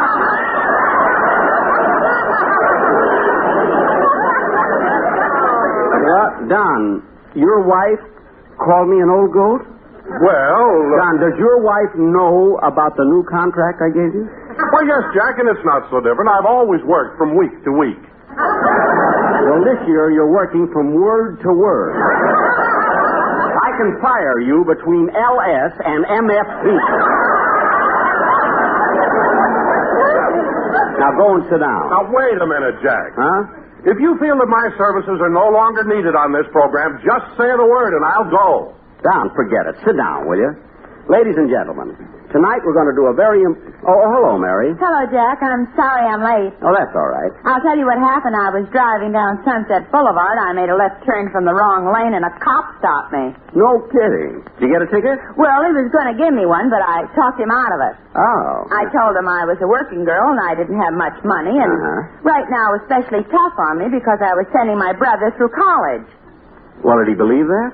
He didn't seem to, so I opened my purse to show my brother's picture. I was so nervous I showed him a picture of my sister Babe instead. Oh, then you were really in trouble. No, it worked. Now, wait a minute, Mary. I know we kid a lot about Babe, but how could anyone mistake her for a man? Well, fortunately, when this picture was taken, Babe had just come home from a football game, was still wearing her helmet. Well, I imagine that broken nose helped a little, too. Anyway, Mary, I'm glad you didn't get a ticket. And now, ladies and gentlemen, for our feature... I've got my pride, you know. Don, forget it. I won't forget it. If I'm not wanted on this program, I'll leave. Jack, what's wrong with Don? Oh, it's nothing. Nothing, he says, after all I've done for him. Now, just hold it a minute, Don. What have you ever done for me? I'll tell you what I've done for you. I've been on this program 17 years. And for 17 years, I've been eating and stuffing myself just so you can do jokes at my expense.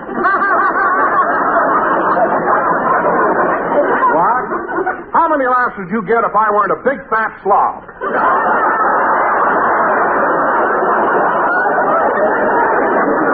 Don Wilson, I've never called you that. Well, you've thought it many a time. Jack Benny, you ought to be ashamed of yourself. Ashamed of myself for what? I knew this whole thing would be twisted around where it would all be my fault. My mother hates you, too.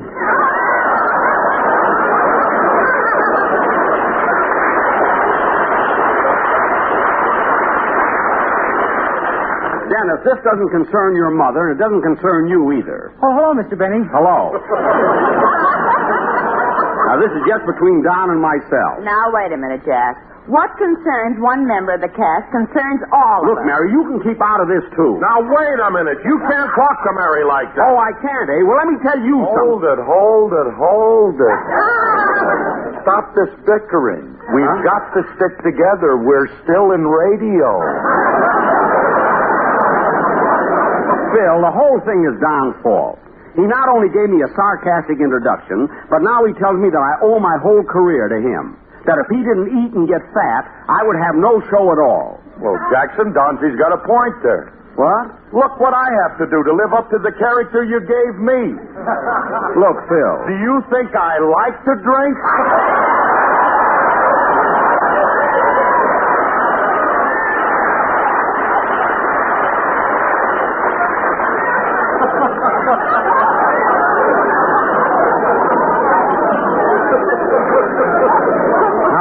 Do you think I like to spend my time in pool rooms and cocktail bars and staggering home at 4 o'clock in the morning? Do you think I enjoy that?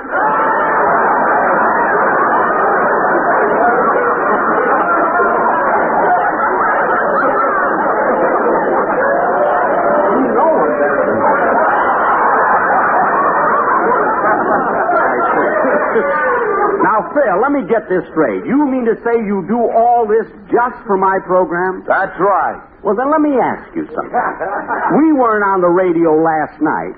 How come I saw you lying in the gutter? Rehearsal, Dad. Rehearsal.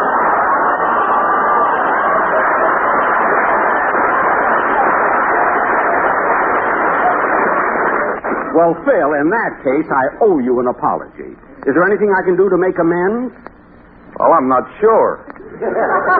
What does amends mean? Just forget it. Now, look, kid. Now, look. I've listened to all your complaints. Don claims he stuffs himself at the table so he can be fat for my program. Phil claims he drinks a lot so he can remain in character just for my show. Well, let me tell you something. I make sacrifices, too, to get laughs. Do you think it's easy for me to be stingy and cheap?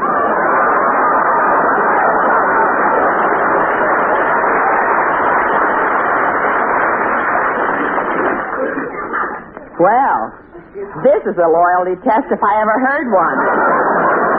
Never mind.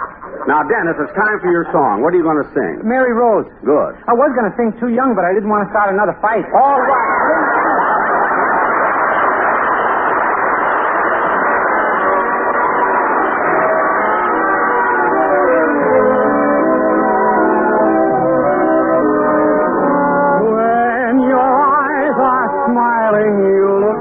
Beguiling, Mary Rose.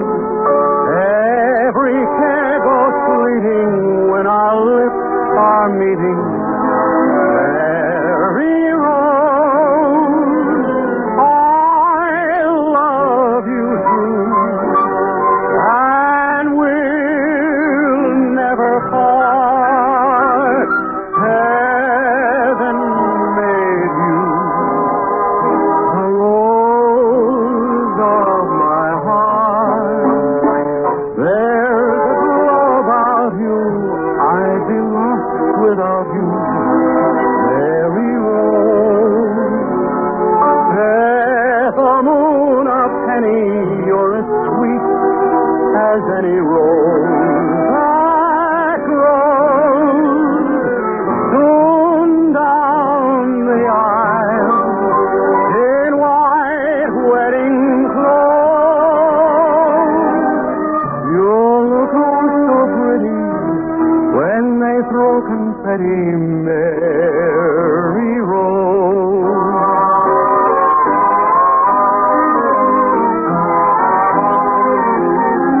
Mary Rose, death or moon or penny, you're as sweet as any rose that grows. Come down the aisle in white wedding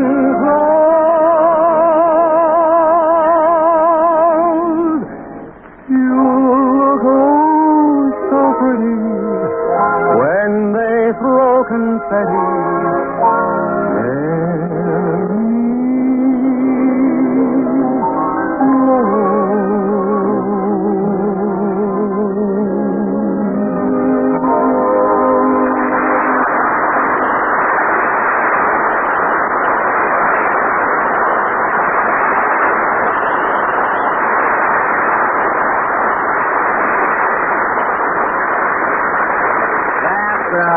That was Mary Rose, sung by Dennis Day. And now, ladies and gentlemen... Well, that's certainly a fine way to start a season. What? I just sang a song and you didn't even compliment me. Look, Dennis, I don't have to compliment you every time you sing a song. After all, you're getting paid, aren't you? No.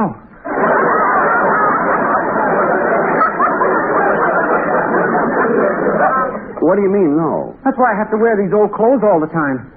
What are you talking about? You've been with me over 10 years now, haven't you? Uh-huh. And after every broadcast, haven't I sent you a check? Uh-huh. Well, what do you do with the money when you cash them? Oh, cash them!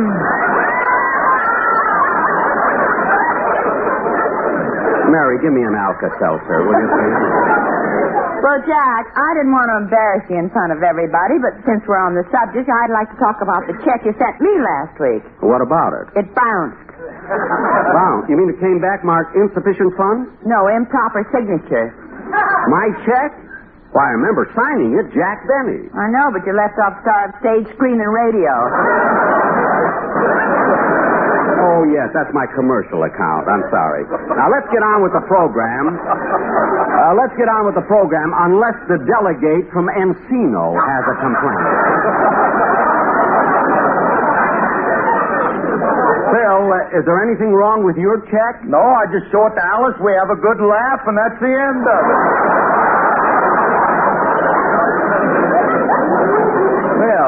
Phil, Alice can laugh at Glenn McCarthy's check. Believe me. Now, kids, let's drop all of these arguments and get on with the program. Now, ladies and gentlemen, for our feature attraction tonight... Oh, who can that be? Hello? Oh, Mr. Barry, this is Rochester.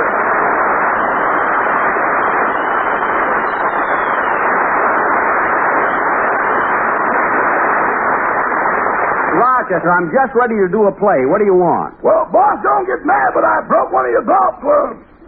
Rochester, you had work to do. Why'd you go out and play golf? I didn't go out. I used them to clean the house. Now, that's ridiculous. How could you clean a house with golf clubs? Easy. I wrapped rags around the driver and used it to mop the floors.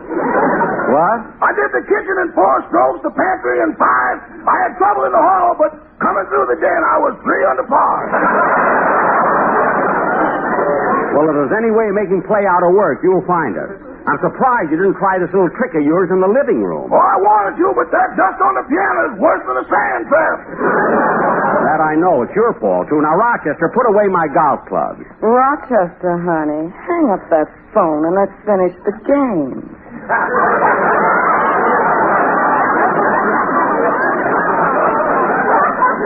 Rochester, who was that? My caddy.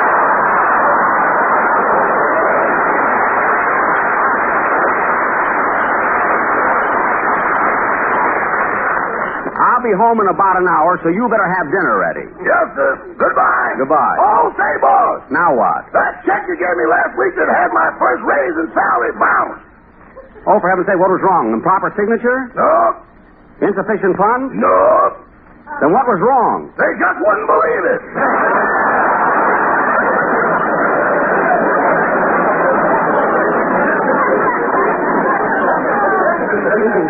Oh, well, we'll have it notarized. Don't worry. Goodbye. Goodbye.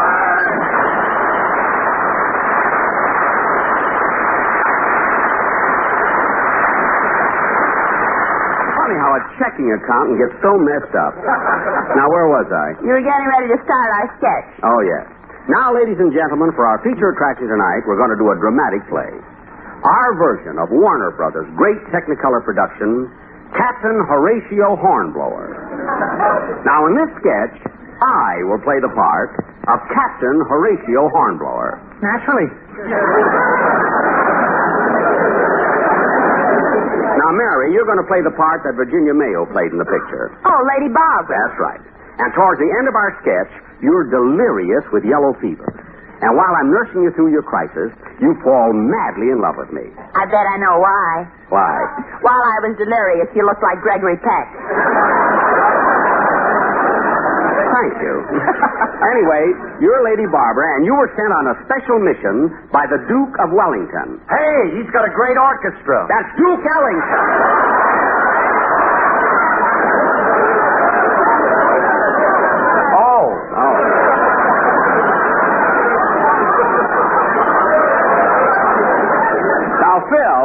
Phil, you're going to be the first mate, and Don, you're going to play the part of an admiral. Well, an admiral. That sounds real important. It is, Don. You're going to be one of the biggest admirals. You have a 19-inch screen.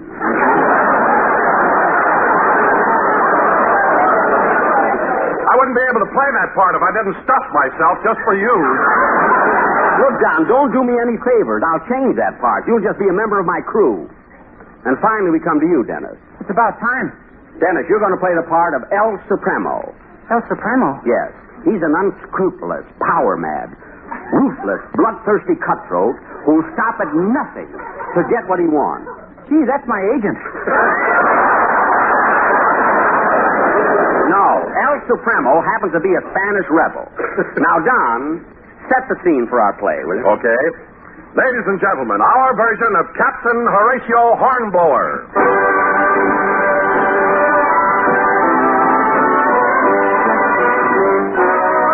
In the year of 1807, all that kept Napoleon from dominating the entire world was England's gallant navy. One of England's smaller ships was the Lydia, a wooden sailing vessel carrying only 32 cannons. But making up for what she lacked in firepower was the bravery, wisdom, seamanship, and daring of her commander, Captain Horatio Hornblower. That's me. Naturally. Quiet, Dennis. Continue, Don. Right now, with the air dead calm, the men are out in boats trying to tow the Lydia into a wind.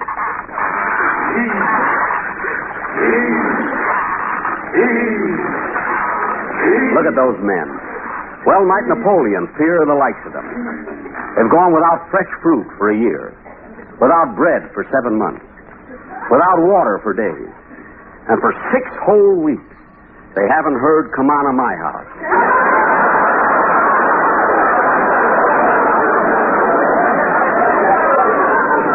Stout fellows. You're right, Captain, and that's why I'm afraid the men might mutiny. They haven't touched land for nearly a year. They're going crazy for the sight of a woman. Why? You wouldn't understand.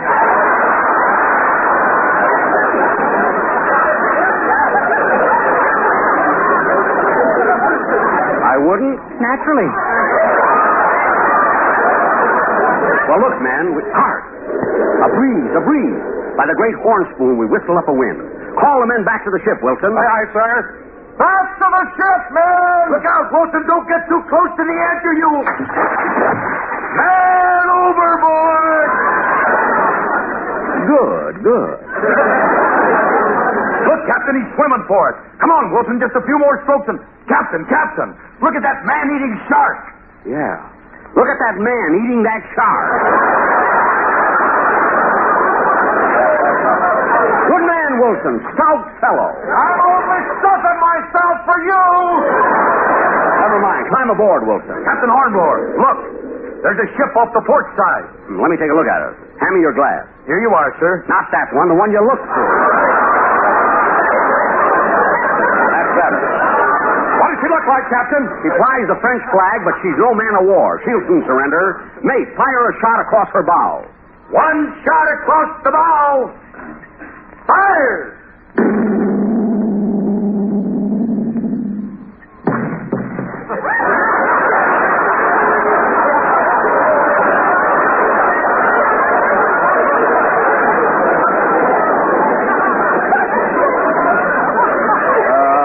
What happened? The wind was against us.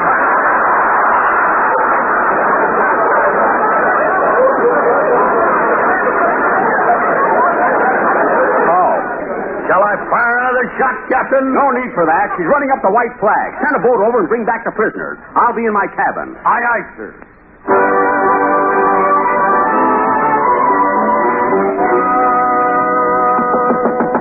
Come in. It's me, sir. I have the captain of the French ship. And, sir, they had a woman passenger aboard, so I brought her, too. A woman, eh? Well, bring the captain in. I want to question him first. Naturally. You stay out of it. Bring him in, mate. Come on, in with you. Get in. Are you the captain of that French ship? Oui.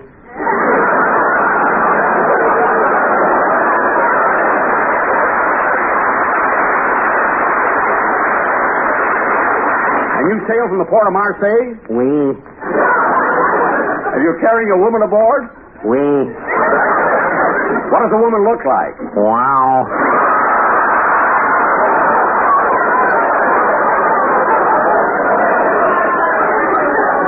Wow?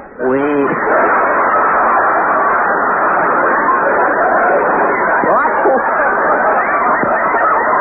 I won't bother with him. Throw him in iron. I'll question the woman. Where is she? Right outside, sir.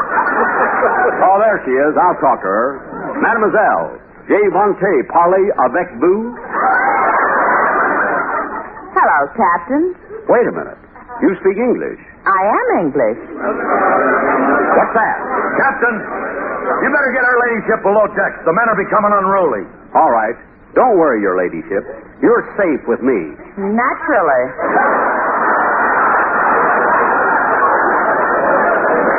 Thank you, your ladyship. I just come along with... Ship off the starboard bow! What kind is she? She's a Spanish galleon. A galleon? Good, that's a quart for each of us.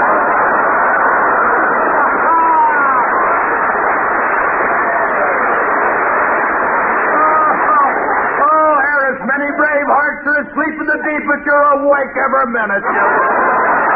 Last year, by this time, he'd be gone already.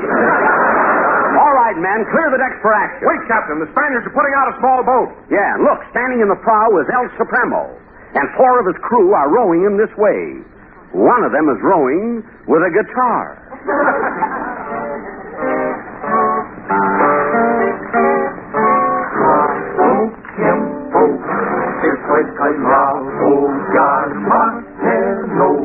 Para poder curar su enfermo, el frío se murió, del frío se murió.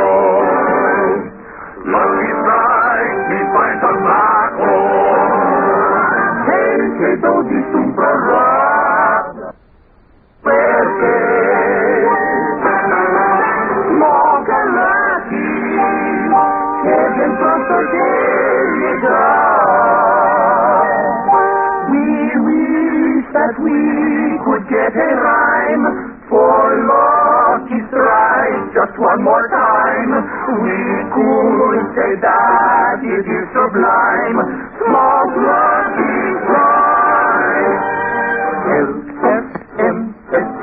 Mean fine tobacco. LSMFT. Just fine tobacco. LSMFT. Just fine tobacco. Yes, LSMFT.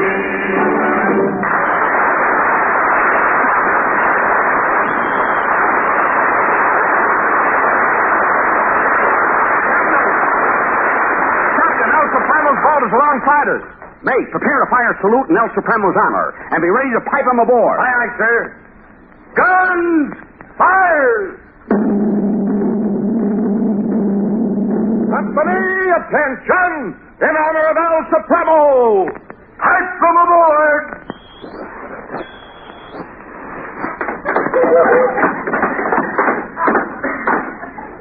Which one of you commoners is the Capitan?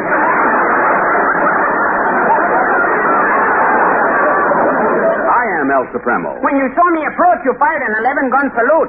That's right. I hope you liked it. Like it, pig, I am insulted. I am El Supremo. I am accustomed to a 23-gun salute. But El Supremo, I can only use 11 guns. But you have many more. What are you doing with the rest of the guns? I'm making puffed rice. It's awfully good with the... Quiet, commoners. One so lowly as yourself does not speak direct to El Supremo. If you have anything to say, discuss it with my Prime Minister over there. Yes, sir. Excuse me. Are you El Supremo's Prime Minister? Is it true that he holds his prisoners for ransom? And is the ransom 1,000 bushels of beans? What kind of beans? Sorry.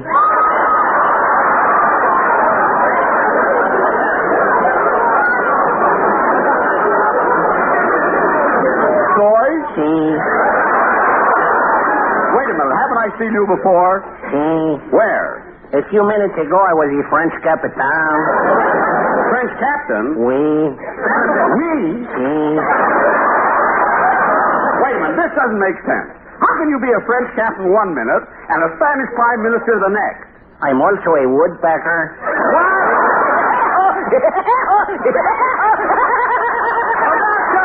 You ruined the whole thing. I'm going to finish this sketch. I'm going home. That's all, folks.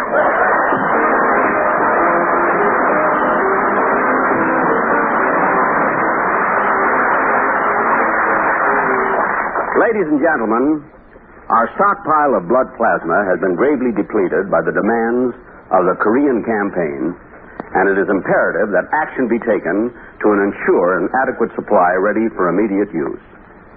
As General Ridgway said, every American who has given blood can and should feel he personally has contributed directly to the saving of the life of an American boy. So please go to the blood bank in your cities and contribute. It's needed badly. This is an urgent request. Thank you. This is the CBS Radio Network.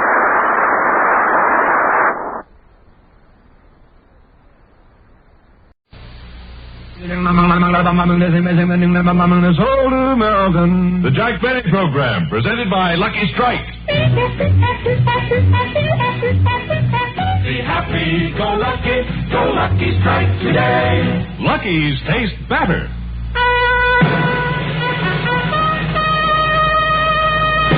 Now, a dramatic announcement. Tonight, Lucky Strike brings you the most dramatic new evidence of cigarette quality ever presented by a cigarette manufacturer. Dramatic because it offers you facts, authentic, verified, documented proof that Lucky Strike is the best made of the 5 principal brands of cigarettes. New because it sweeps away the smokescreen of claims made for other cigarettes. A month after month continuing study of the comparative quality of the 5 principal brands of cigarettes based on tests certified to be impartial, fair, and identical. And here's the result. By a wide margin, Lucky Strike is the best made of the 5 principal brands. Those are the facts, not claims. Facts verified by Froling and Robertson, leading laboratory consultants of Richmond, Virginia. They report, it is our conclusion that Lucky Strike is the best made of these 5 major brands.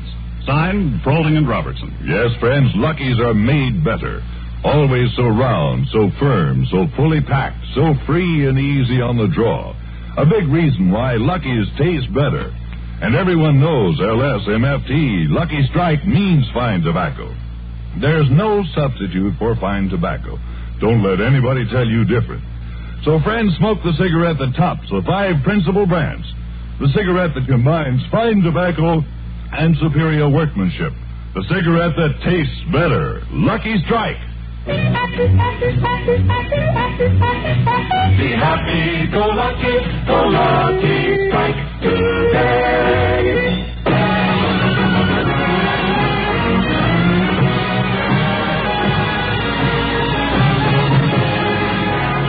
The Lucky Strike program starring Jack Benny with Barry Livingston, Phil Harris, Rochester, Dennis Day, and yours truly, Don Wilson.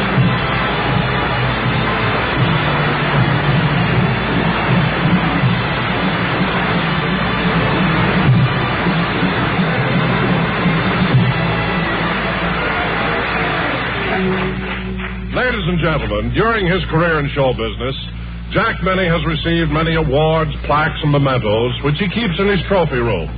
At the moment, Rochester is in there dusting them off. Doggone, Mr. Benny sure has a lot of trophies in this room. Here's the key to the city of Waukegan. Here's the key to the city of St. Joe. Here's a doorknob to Cucamonga.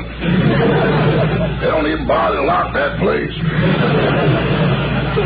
I better adjust this plaque that Paramount gave the boss for making Buck Benny rides again. And this scroll from 20th Century Fox for making Charlie's Aunt. And this memento Warner Brothers sent him for the horn blows at midnight. I'll be darned, it's still loaded. Oh, Rochester. Yes, boss. Did Don Wilson get here yet? No, sir. Oh, Don, he was supposed to bring the Sportsman Quartet over early and let me hear the commercial. What's your hurry, boss? Well, I gotta leave. I've got an appointment with a music publisher about my song. You still got a lot of confidence in that number you wrote, haven't you? Well, why not, Rochester? It's a great song. And what a title. When you say I beg your pardon, then I'll come back to you.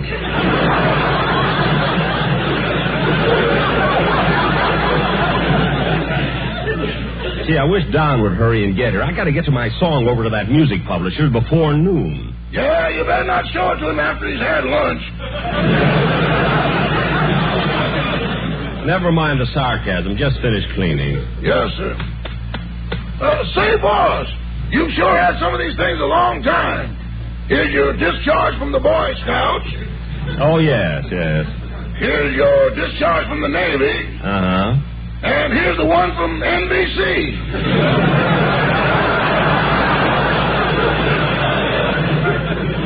Yeah, an usher handed to me while I was running east on Sunset. Now, Rochester, while I'm gone this afternoon... Coming! Never mind, that's Mr. Wilson. I'll answer the door. Hello, Jack. Oh, Mary, I was expecting Don Wilson. He was supposed to be here half an hour ago. Well, Don's probably having trouble with his car again. You know, it's always breaking down. Oh, something wrong with the motor? No, he just sits in it and keeps breaking down. Mary, why don't you stop with those breaking down jokes and come on in, will you? Jack. Wow. I happened to be in the neighborhood, so I just thought I'd drop in. Well, that's nice, Mary. I'm glad you did. And, Jack, I got a letter from Mama this morning. Oh, a letter from your mother, eh? Well, what does the Dagmar of Plainfield have to say? Here it is. I'll read it to you. I love letters from your mother.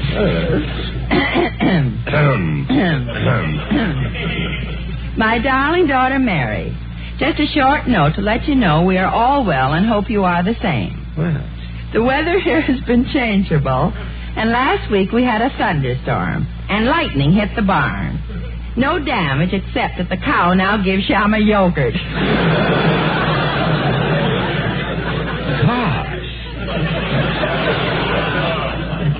Mary, dear, you wouldn't recognize your father now, as all his teeth are gone. But it's his own fault. I warned him never to fall asleep in the subway where there are pickpockets. Your father should be more careful, Mary. The reason Papa was... You think your mother is so funny, don't you? The reason Papa was carrying his teeth in his pocket was because he bet on the Giants and didn't feel like smiling. You know, Leo DeRocha would be happy to meet your father. What a pair, lippy and gummy. Well, so much for your father. Now for a few words about your sister Babe. Oh, boy, this is the part I live for. Get a load of this, Mert. Go ahead. Babe is very happy that she took that job this summer as a lifeguard because it resulted in her getting a steady boyfriend. Huh? He's a nice little fellow named Morton, and they started going out steady when Babe rescued him from drowning. He's kind of small, but you ought to see the one that got away. Mary, you didn't tell me she was a lifeguard. I didn't even know she could swim. Oh, certainly, Jack. Babe's a regular mermaid. Oh, yes. It's a shame the wrong half looks like a fish.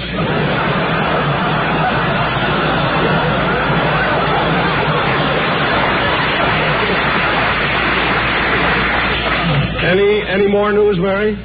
No, nothing important. Oh. Excuse me, boss, but if your appointment is for 11:30, you better leave. It's 11 o'clock now. Huh? No, it isn't, Rochester. You're fast. My watch says 10:30. Oh, mine says 10:45. Rochester, dial UL 8900 and get the correct time, will you please? Yes, sir. The party line is on. Oh, well, I'll turn on the radio. Maybe we'll get a time signal.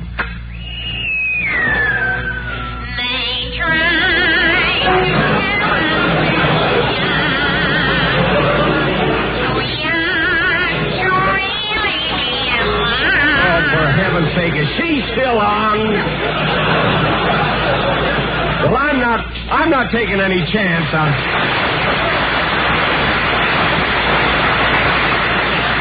See, if that song is a hit, imagine what mine will do. Anyway, I'm not taking any chance on being late. If Don thinks I'm going to wait here for him and miss my appointment, he's crazy. What appointment? I'm going to a music publisher to see if he'll publish my song.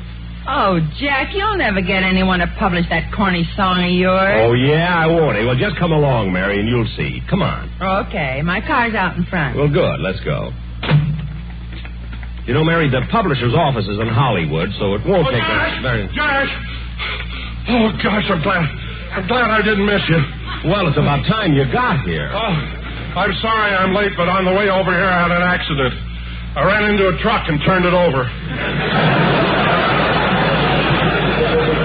Oh, my goodness. Was your car damaged much? I was walking. Look, Doc, I haven't time to stand here and talk to you. You promised you'd bring the quartet and let me hear the commercial. Now, where are they? Why, they should be here any minute, Jack. They told me Oh, Jack, here they come now. Fellas, it's no use running because I haven't got time to listen to them. I've got to go over someplace. We're late, we're sorry that we're late. We missed the sunset bus, you know we're late and mortified.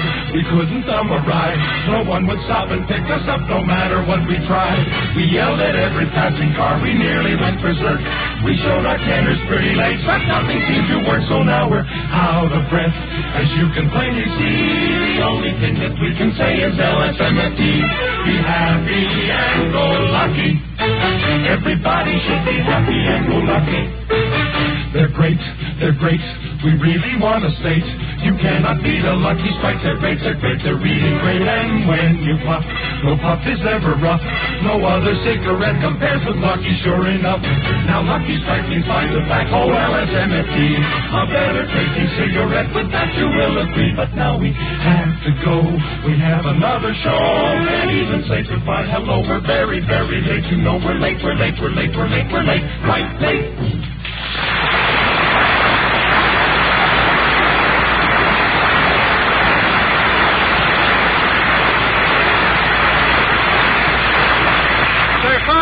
Fellas, that's not the song I wanted Jack to hear. Well, never mind, Don. I can't wait now. I've got to go to the music publisher. And we better hurry or we'll be late. Yeah, so long, Don. Well, so long.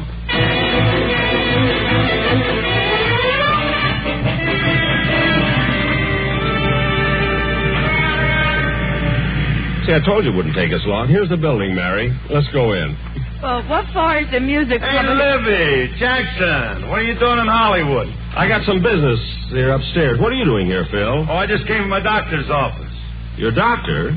Is there anything wrong? Yeah. I've been having stomach aches, so I went to see the doctor, and he examined me and said I had an ulcer. An ulcer? Is he a good doctor? I'm not sure. He said it was caused by something I ate.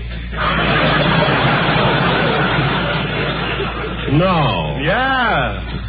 What kind of a treatment did he prescribe? Well, Livy, he didn't give me no medicine, but I got to watch my diet. I ain't allowed to put anything spicy in my food.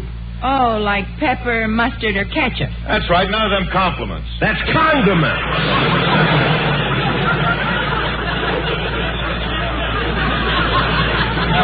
Compliments. A natural mistake for a chap who's been getting them all of his life.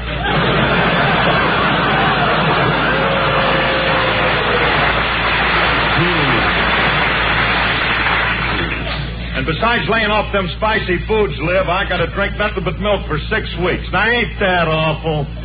What's awful about it? Milk isn't so bad. What does it taste like? Well, it's try some and be surprised. Now, come on, Mary, we'll be late. Late for what? Well, Jack's seeing a music publisher. He thinks he's going to get that song of his published. Well, I think he's got a good chance. You see, Mary, you see? That's right, Mary. No one can tell where you're going to find a good tune these days. Now, you take That's What I Like About the South, for instance. How'd you happen to write that, Phil? Glad you asked that, Liv. You see, honey, one night a few years ago, I was having dinner, and when I finished, I looked around at the leftovers, and there was some ham hocks and turnip greens, so I wrote a song about the garbage, and it became a hit. How do you like that? Come on, Mary, we've got to go. Okay, so long, Phil. So long, kids. Oh, won't you come with me to Alabama? Oh, brother.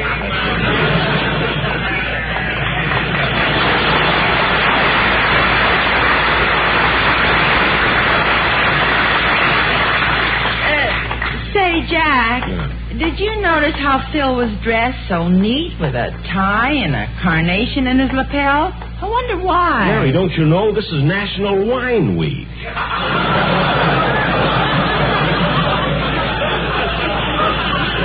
Phil was named the grape we'd most like to crush in 1951. Now, come on. You know, Mary, when the publisher hears my song, he'll be absolutely nuts about it. And you never can tell. It might even become... Hiya, bud.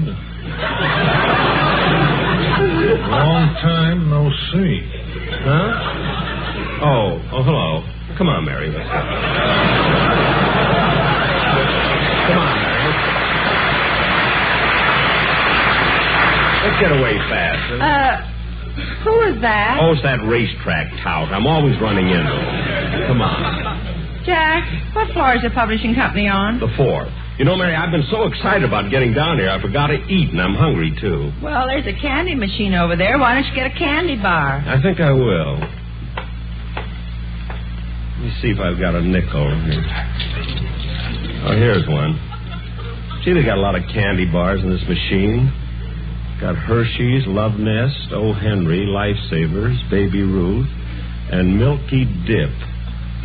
I think I'll get that one. A Milky Dip. Hey, Bud. Bud, Huh? Come here a minute.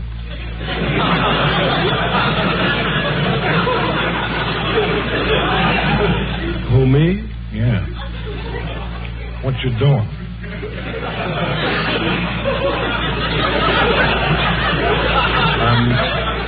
I'm getting some candy. What kind? A milky dip.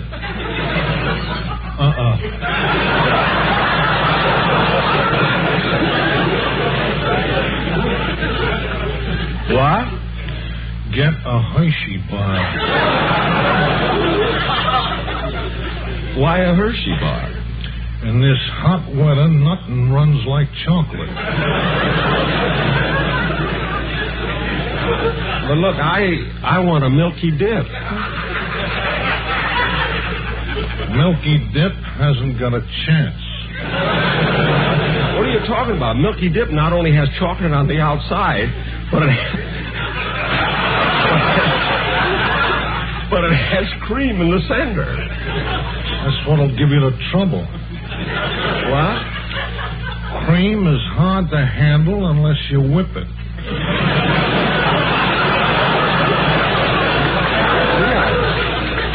I never thought of that. You really think I should get a Hershey bar? Can't miss. Look at the last performance. Last performance? Yeah. Coming out of the machine, Hershey was boxed in by Lifesaver, but got through the hole.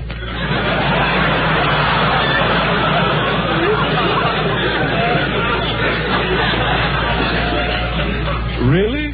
And Lifesaver was the flavourite. I don't know. Wait a minute. I know what I'll do. I'll get an Almond Joy. Why Almond Joy? Because in the package there are 2 bars, and I can eat them as an entry.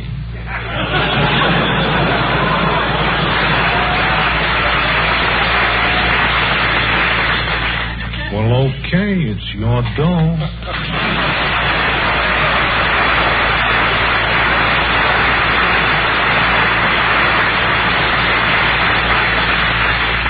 Fellow drives me nuts.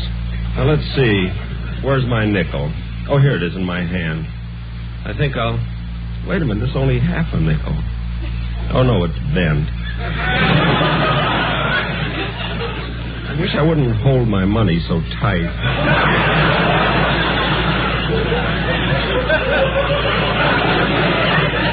I'll have to use another one. Oh, Jack! Jack, here's the elevator. Coming. Going up? 4th floor, please. Yes, sir. Wait a minute. I want to go up, not down. Oh, gee, I was going down, wasn't I? Yeah. What kind of an elevator boy are you, anyway? Well, this is my first day. I used to own the building. Well, what happened? I bet on Notre Dame. Oh. 4th floor. Well, here we are, Mary. Now, let's see. Where's the Kearns Music Publishing Company? I don't see it. Well, this office here is a recording company, and so is the one next to it. Yeah, they all seem to be recording studios. I'll go into this one and inquire. Jack, look, it's Dennis. He's making a record. Oh, yes, it is Dennis. We kiss in a shadow. We hide from the moon. Our meetings are few and over too soon.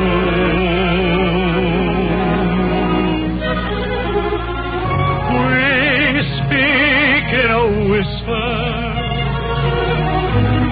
afraid to be heard. When people are near, we speak not a word. Alone in our secret, together we sigh for one smiling day to be free.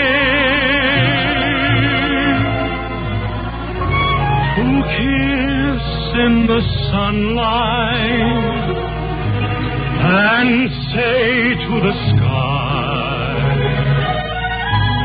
behold and believe what you see. Behold how my lover loves me.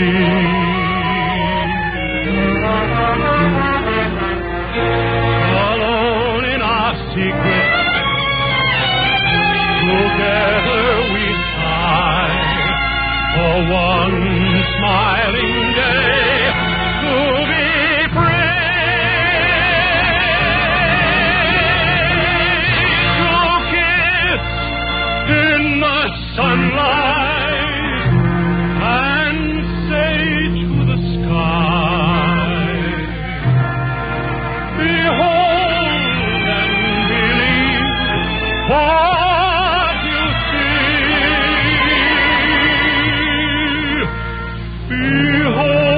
Behold how my lover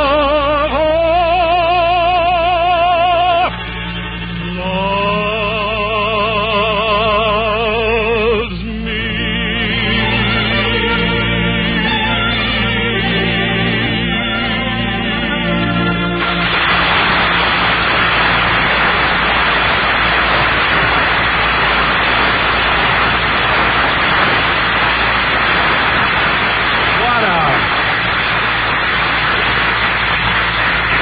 What a hammy kid making the musicians applaud, imagine.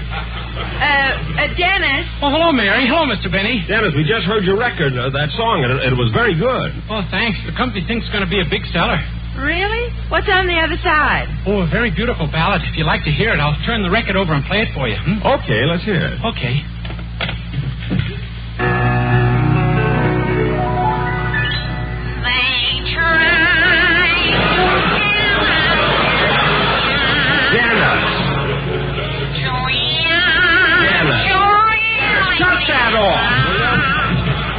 You would make a record with her. Now, look, Dennis.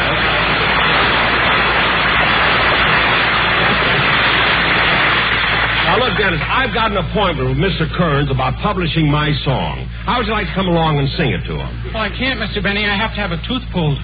Again? Dennis, you had a tooth pulled yesterday. You pulled the wrong one. Oh. Dennis, if you were silly enough to let Mr. Benny pull your tooth, it's your own fault if he pulled the wrong one. I wouldn't care, but he took the one with the gold in it. Now, look, kid, we've got to go. I'll see you tomorrow at rehearsal. Oh, Mr. Benny, would you mind having the rehearsal at my house? Why should we rehearse at your house? Well, my uncle is visiting us, and he thinks that I'm the star of the show. Oh, he does, Well, let me tell you something. Oh, Mr. Benny, what's the difference where you have rehearsal? Let me impress my uncle, huh? Yes, Jack, what difference does it make? Well, all right, Dennis. We'll have rehearsal at your house tomorrow at 11 o'clock. Okay, and be there on time, kid. What? My uncle doesn't think I need you at all. Come on, Mary. Goodbye, Livy. So long, boss. Mary, don't encourage him. Now, let me see. It's supposed to be the last door here. Oh, there it is. The Kearns Music Publishing Company. Jack, how did you get an appointment to see Mr. Kearns? Oh, it was easy. Come on, let's go in. May I help you? Yes, I phoned this morning, and I was given an appointment to see Mr. Kearns. Your name, please. Cole Porter.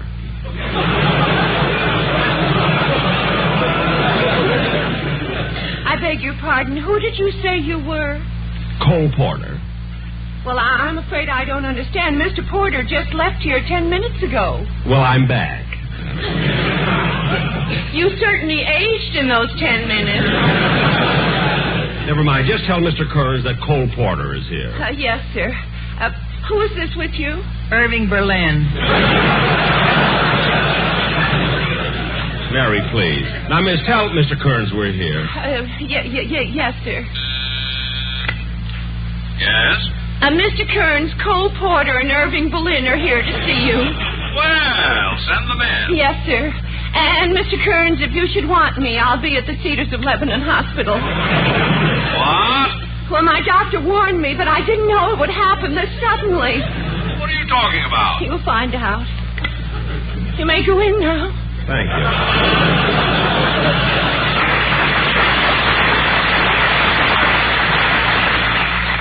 Come on, Irving. Well, Cole, I didn't expect to see... Wait a minute, you're not Cole Porter. Irving, who's... I mean, who are you? Now, Mr. Kearns, don't get excited. I just had to get in to see you. You see, I wrote a song, and I want you to listen to it. Well, I happen to be a very busy man. I have no time to fool around, so please take your song someplace else. Well, if that's the way you feel about it, I certainly will. Come on, Irving. Mary, let's go. Wait a minute. Huh? Perhaps I was a little too hasty. I once refused to listen to a song, and it eventually became the #1 tune on the hit parade for 10 weeks. And I don't want to make that same mistake. So I'll listen to your song. Thank you. Come on, Mary, let's go over to the piano. I'll wait here by the door.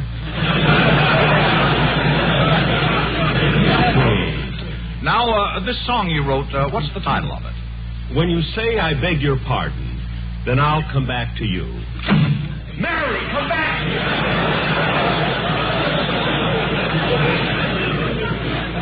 The wind blow it shut. Oh. Well, leave it closed, then. Please, may I hear your song now? Yes, sir.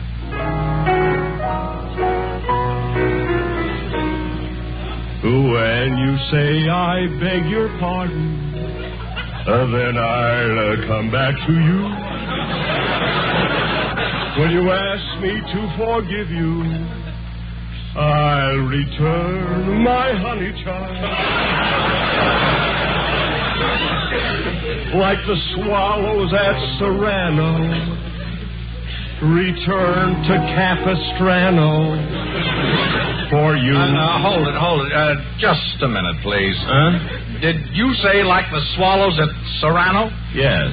Well, where in the name of downbeat is Serrano? Well, Serrano is a little town in Italy. Well, what are the swallows doing in Italy? Oh, for heaven's sake, everybody picks on that. Well, answer me. What are the swallows doing in Italy? Look, mister, if a man can wade around in a swamp for 20 years yelling, Chloe, I can have the swallows make one lousy trip to Italy.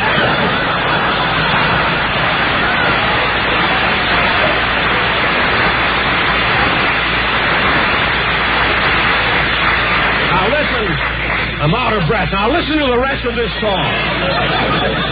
Well, all right, but I wouldn't if you weren't a lodge brother. The lodge brother? Yes, your watch chain. You're an elk, aren't you? That's Dennis's tooth.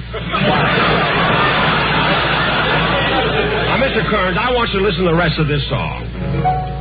If you tell me that you're sorry, then I will understand. Neath the harvest moon we'll pledge our love anew. So, my darling, though we've parted, come back to whence we started. Whence? Yes, where. That's the poetic term for where.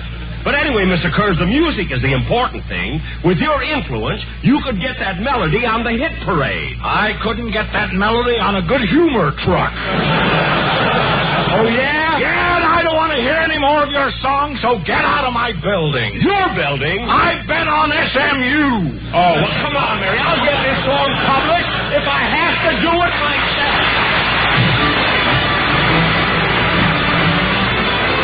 We'll be back in just a moment, but first... Be happy, go Lucky Strike today. Lucky's taste better. Yes, Lucky's taste better. And a big reason why is that they're made better. Here's dramatic, new, documented evidence that Lucky Strike is the best made of the 5 principal brands of cigarettes. These are facts, not claims. Facts verified by Froling and Robertson, leading laboratory consultants of Richmond, Virginia. They report, it is our conclusion that Lucky Strike is the best made of these 5 major brands. Signed, Froling and Robertson. Yes, this dramatic new evidence sweeps away the smoke screen of claims made for other cigarettes. So, friends, whenever you buy cigarettes, remember the facts. Remember, LSMFT, Lucky Strike means fine tobacco. Remember the quality of Lucky Strike. Remember, Lucky's taste better. That's it. Be happy. Go Lucky, because Lucky's taste better. Be happy, go Lucky Strike today. Ladies and gentlemen, Sunday is Fun Day on CBS. You'll hear such great comedy shows as Amos and Andy, My Friend Irma, and Our Miss Brooks. So be sure to keep tuned in on CBS on Sunday. Thank you very, very much. Stay tuned in for the Amos and Andy show. It follows immediately.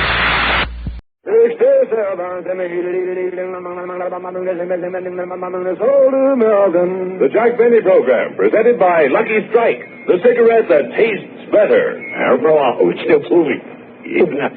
That's simple.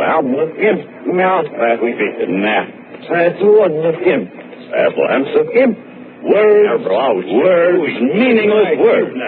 Cigarette advertising fills the air with them. Claims, but how many facts?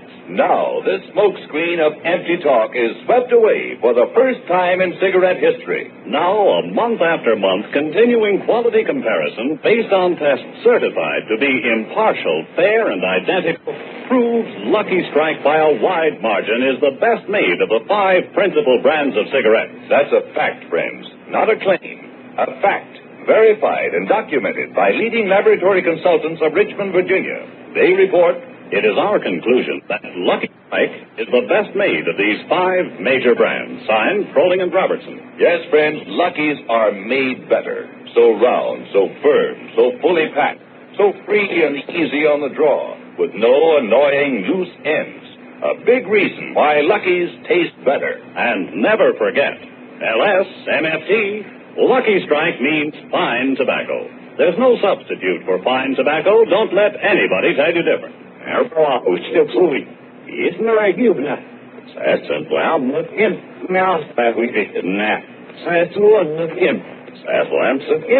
So, friends, don't be misled by claims and meaningless words. Remember the facts. Smoke the cigarette that tops the 5 principal brands for quality. Enjoy fine, mild, good-tasting tobacco and the cigarette that's made better. The cigarette that tastes better. Lucky Strike. Be happy, go lucky, be happy, go Lucky Strike, be happy, go Lucky Strike today.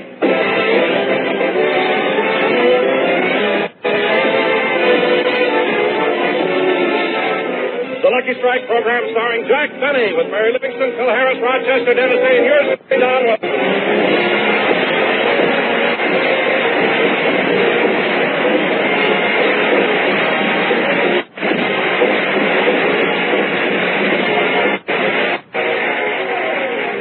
Ladies and gentlemen, many times in the past we've shown you what happens before a Jack Benny broadcast goes on the air. Tonight we'd like to show you what happens after a program is finished. So let's get back to last week, immediately after the program went off the air. That's all. That's enough. We're off. That's enough. Thank you, ladies and gentlemen. You were a wonderful audience. Okay, Usher, you can close the curtains now. Say, Jack, I'm awfully sorry I missed that line of mine during the broadcast. Well, Don, these things happen sometimes, but fortunately, Mary was alert and read your line. No, but I don't think it was believable when Mary said, Jack, how would you like to come with me to a Turkish bath? Well, all right, Don, so you made a mistake. I mean, don't worry about it. Oh, but Jack, I've been an announcer for so many years, I shouldn't make mistakes. Forget about it, Don. Forget about it. After all, Jackson ain't going to fire you. Of course not. Or cut your salary. Mary, you keep out of it. Don, I'll let it go this time. Oh, here, Mr. Benny, you going to sign this? Huh? Oh, yes, Dennis. Hey, what's that he's signing, Dennis? My contract. He does it after every show. What? Jack, how come you've got Dennis on a week-to-week contract? Well, I'm getting older, and he's afraid my voice might change.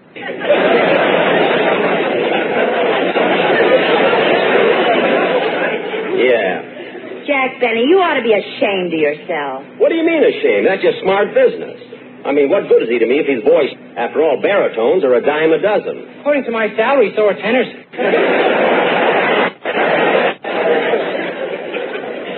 Never mind. Now, let's not get into any discussions. You're signed for next week, so be happy-go-lucky with that other thing they added today.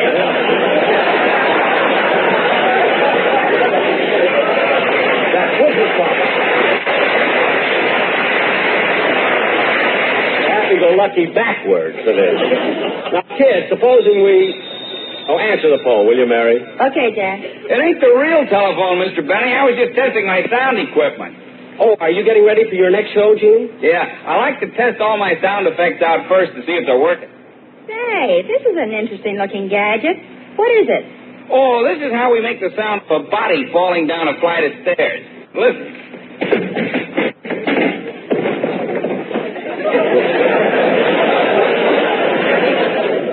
Gosh.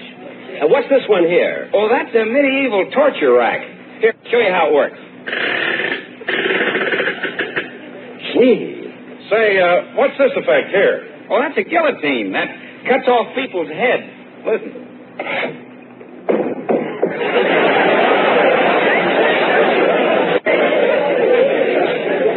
Gosh. Say, what is your next program? Life can be beautiful.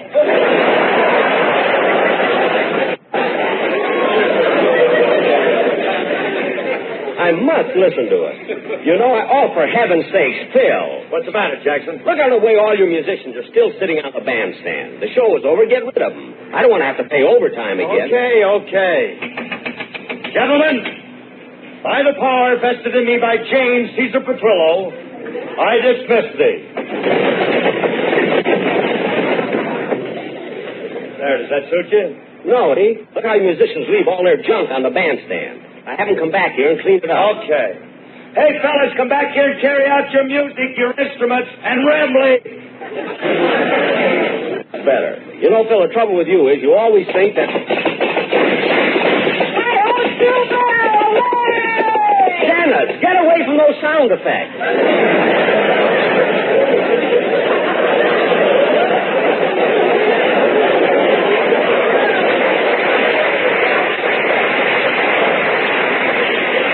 Silly kid, I'm stuck with him for another week. Well, there's nothing else to do here. I'm going to my dressing room, change clothes, and go home. Oh, say, Jack, just a minute. Huh? How would you like to go to a nightclub tonight?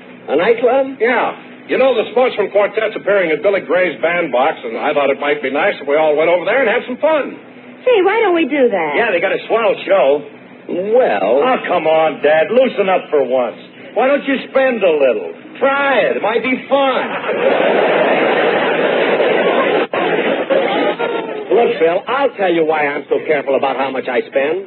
It's because I work plenty hard for my money. So what? I spend, and Alice works hard, too.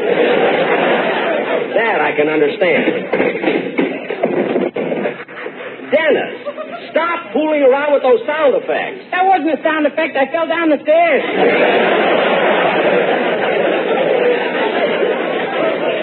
Good. Well, I think I'll go home. Jack, why don't you come to the bandbox? We'll have a lot of fun. Yeah, don't worry about the money, Dad. What? Come on along. We'll all chip in and pay your share. Look, nobody has to pay for me. I'll pay my own check, and what's more, I'll pay Mary's, too. Gee, I thought it was Dennis who fell downstairs. It was Dennis, and if he doesn't cut out that foolishness singer on this show. You can't fire me till my voice changes. Oh, yes. Well, look, if you're still a tenor, let me hear the song you're going to do on next week's show, and then I won't have to bother listening to it later. Phil, can you get your orchestra back? Sure. Next round is on the house. Thank you, Phil. Sing, Dennis.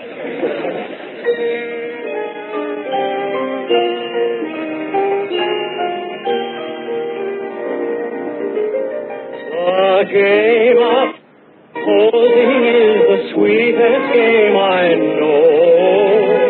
Our dreams are more romantic than the world reads. And things around don't happen to be so. That's just an unimportant technicality.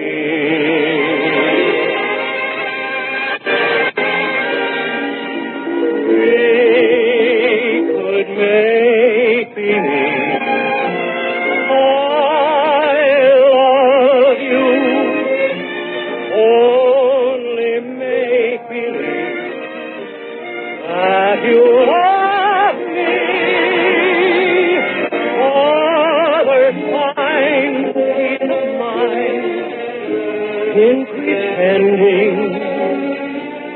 Couldn't you?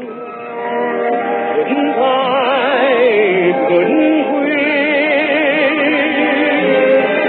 Make believe of this, or blending in a phantom kiss, or two or three. Might as well make believe I love you, or to tell the truth.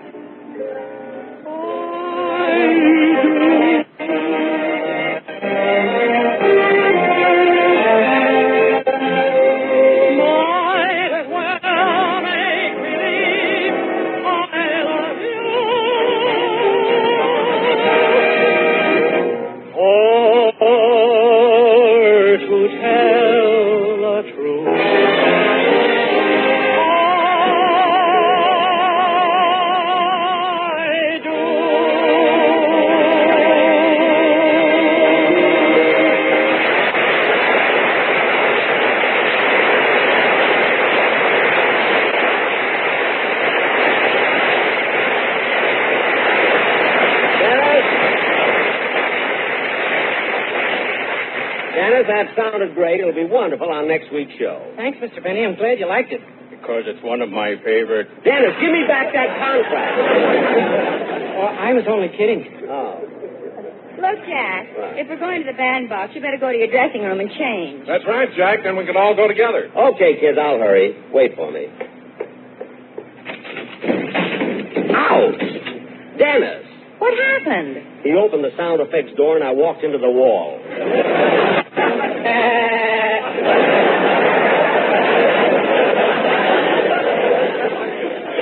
Look, keep him out of mischief, will you, fellas? Gee, they're sure redecorating the studios. I like this new paint job they have in the hall. Look at all those fingerprints on the wall.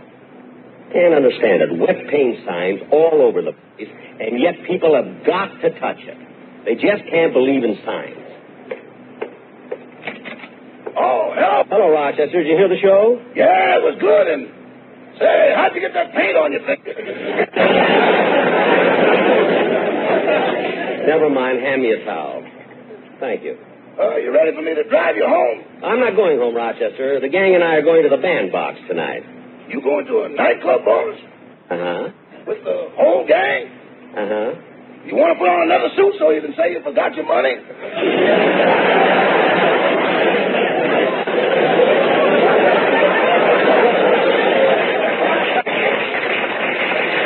No, they're wise to that one, but I do have to change clothes. Come on, help me. Okay, I got everything laid out fresh for you.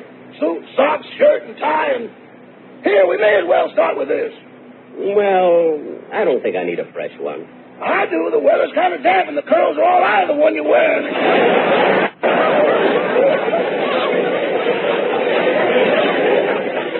Gee, they shouldn't be. But all right, I'll change. Say, boss, since you're not going home, can I have the night off? Remember, you've been promising me one for a long time. Oh, yes. What was it you wanted to do? Get that appendicitis operation I need.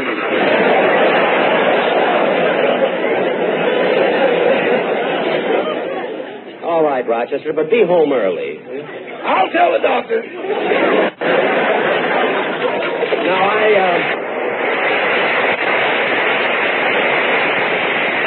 I better call the nightclub and make a reservation. Say, Mabel, what is it, Guy shows? Mr. Benny's line is flashing. Yeah, I wonder what Saturday's hero wants now. I'll plug in and find out. Hello? Yes, Mr. Benny. I'll try and get them immediately. He wants I should grace bandbox.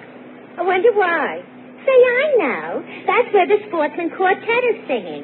And I'll bet he's going to try to get them to sing his song. Did Mr. Benny write a song? Yeah, didn't you know? No, what's the name of it? When you say I beg your pardon, Poopsie, then I'll come back to you.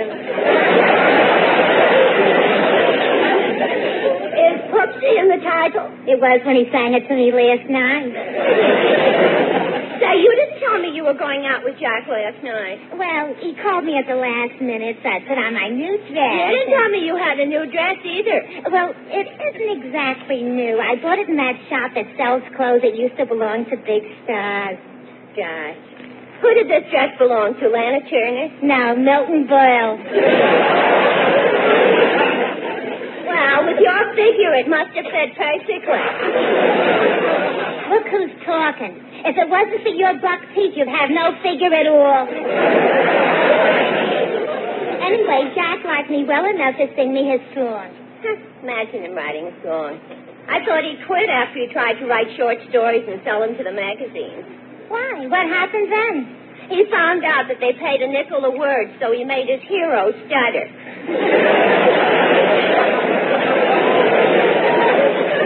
You know, Mabel, I went out with Jack a couple of weeks ago. Operator. I'm sorry. The bandbox number is busy. Oh, well, keep trying it. When you get it, make a reservation in my name for a party of 5. Yes, sir. Thank you.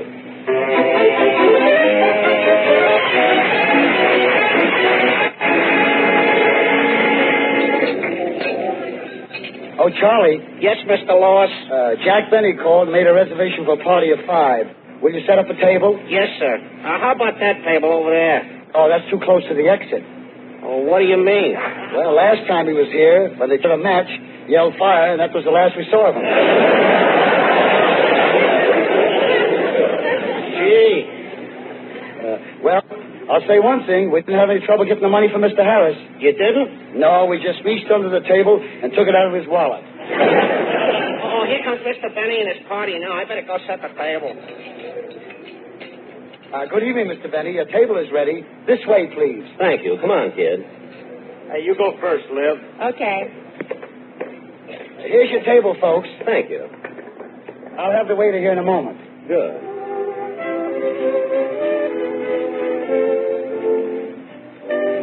Oh, Jack, isn't that wonderful music for dancing? Sure is. But, Mary, you're the only girl, and there are 4 fellas, so you'll have to dance with all of us. Oh, certainly, Jack. Good. Dennis? Huh?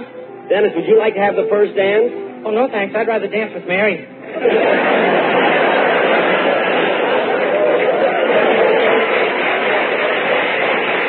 That's what I meant. Oh. Come on, Mary, I'll dance with you first. Okay. You know, I like dancing with you, Mary. Oh, thanks, Jack. See? When we're dancing and you're dangerously near me, I get ideas.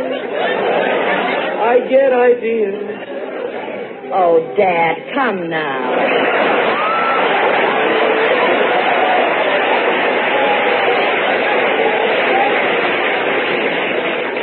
Well, I don't care. I like to dance with you, Mary. You know, you haven't changed a bit since the day I took you out of the maid company. Oh, yes, I have. I'm much thinner. Oh, yeah. Maybe I ought to give you a raise, huh? But no kidding. Whoops. Hey, mister, why don't you watch where you're dancing? Jack, we're the only ones on the floor. Oh, then it must have been me. Jack, come on, let's go back to the table. What's the matter, Mary? Don't you like to dance with me? My feet are too small for both of us. All right, let's sit down. Hey, kids, did you order yet? Oh, we're waiting for you and Mary. Oh, waiter. Yeah. We'll look at the menus now. We don't use no menus here. No menus? And how will we know what food to order? You name it, we got it. I'll have some prime ribs of beef. We ain't got no prime rib. Oh, then I'll have some southern fried chicken. We ain't got no chicken. How about steak? We ain't got no steak. Pork chops? Nope. Roast lamb? Now, wait a minute. You said if we name it, you've got it. You ain't named it yet.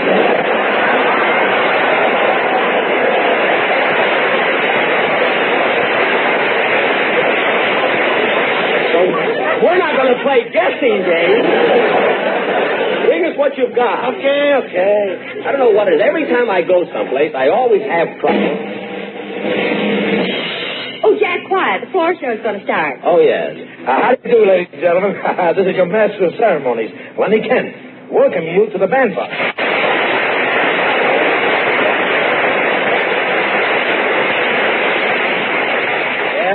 And before we start our show tonight, I want to tell you a funny thing that happened on the way to the club. You know, I was walking down the street, and a panhandler stopped me and said, "Hey, Bud, can you spare me $2,000 for a boat trip to Brazil?" I said, $2,000 for a boat trip to Brazil? Well, you know, most panhandlers just ask for a cup of coffee. He said, "That's what I want. I like to drink it fresh." Hey! Say, Mary, this guy is good. And now, ladies and gentlemen, as I look around the audience, see, I see you're all as familiar to you. Oh, darn it, this always happens. A gentleman you all love and respect. Well, I'll just take a quick bow and sit down. A gentleman you welcome into your home every week. Your television repairman, Joe Gallagher.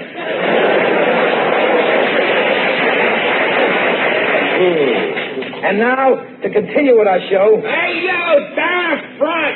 Jack, sit down. Gee, I thought sure he was going to introduce me. Oh, well. And now, ladies and gentlemen, the next act is a real treat. We have with us the famous Sportsman Quartet, who will now do a number dedicated to their boss, Jack Benson.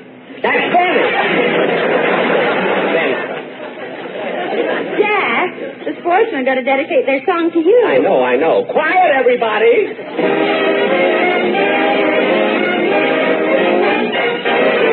Blue eyes smiling at me.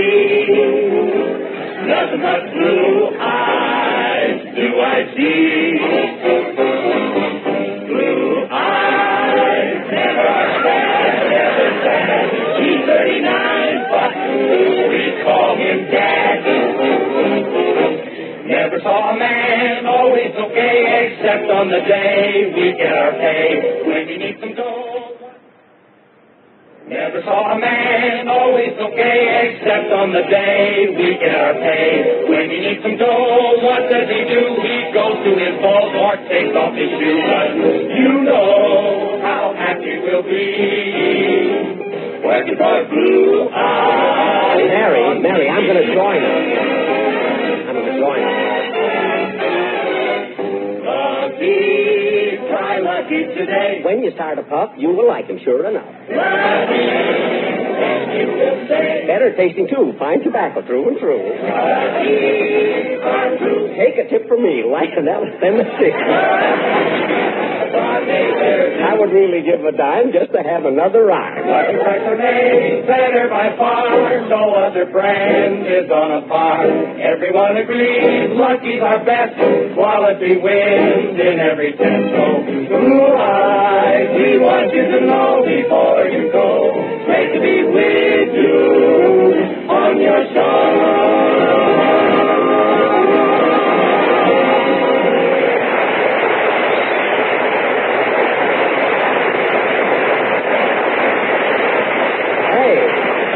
Well, that was very good, wasn't it, Mary, the way they sang about me? Yeah.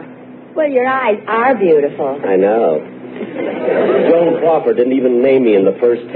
Imagine. I was supposed to get here. I'm hungry. Me too. I wonder what they're going to... Dennis, what are you doing?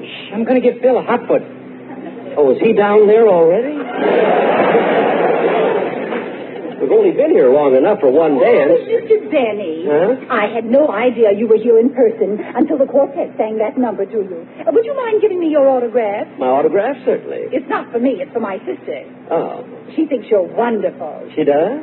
That's why I'm getting your autograph for her. It'll make her so happy. Thank you. Personally, I like Spade Kool-Aid. Look, miss, do you want my autograph? I'm getting it for my sister. I know.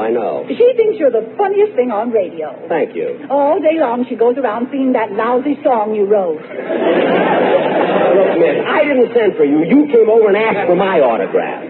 It's not for her, it's for her sister. I know who it's for. Miss, what's your sister's name? Dogmar. You mean Dagmar? Don't tell me what my sister looks like. Go away and don't bother me, will you? Hey, kids, here comes the food. Just look at the size of that tray. One side, please. Step aside, please. Heads up. Gee, I better move over before I... Jack, look out! Oh.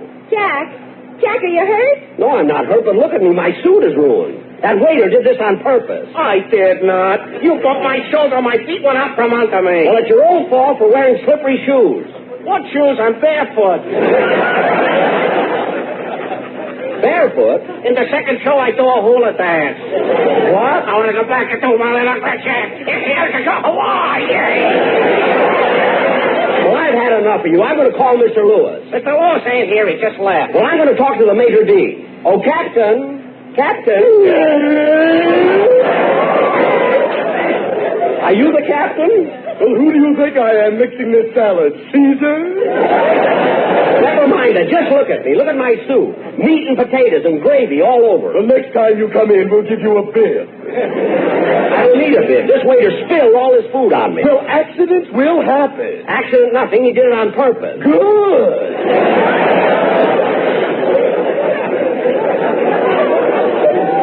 Now, look, never mind. Just look at my soup. Hey, you are a man. Yeah. With all that gravy on you. I'll wipe it off. Not with a piece of bread.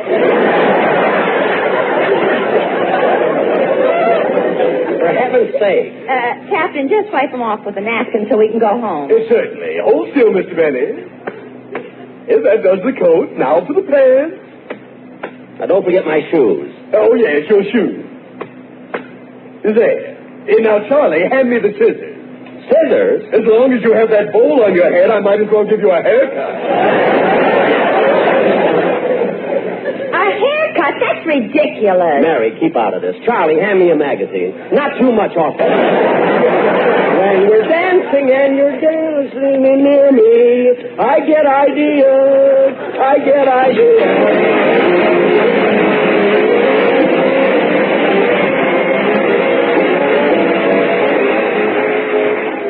Ladies and gentlemen, tonight, through carelessness, a fire could start. Don't let it happen. Be on guard constantly against fire. Make sure every match, every cigarette is put out. Always check the ashtrays before leaving the house or retiring for the night. Observe all fire regulations. Remember, only you can prevent fires. Thank you. Jack will be back in just a moment, but first... Lucky's taste better. Yes, Lucky's taste better. And one big reason, they're made better. Dramatic new proof has just been revealed that proves Lucky Strike is the best made of the 5 principal brands of cigarettes. This is not a claim, but a fact. Verified by leading laboratory consultants of Richmond, Virginia, who report, it is our conclusion that Lucky Strike is the best made of these 5 major brands. Signed, Froling and Robertson. Yes, this authentic new proof sweeps away the smokescreen of claims made for other cigarettes. That's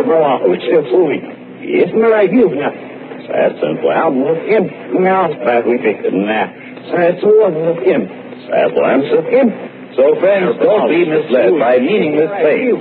Remember the facts. Remember, LSMFT, Lucky Strike means fine tobacco. Remember, Lucky's are made better. Remember, Lucky's taste better. That's it. Be happy, go lucky, because Lucky's taste better.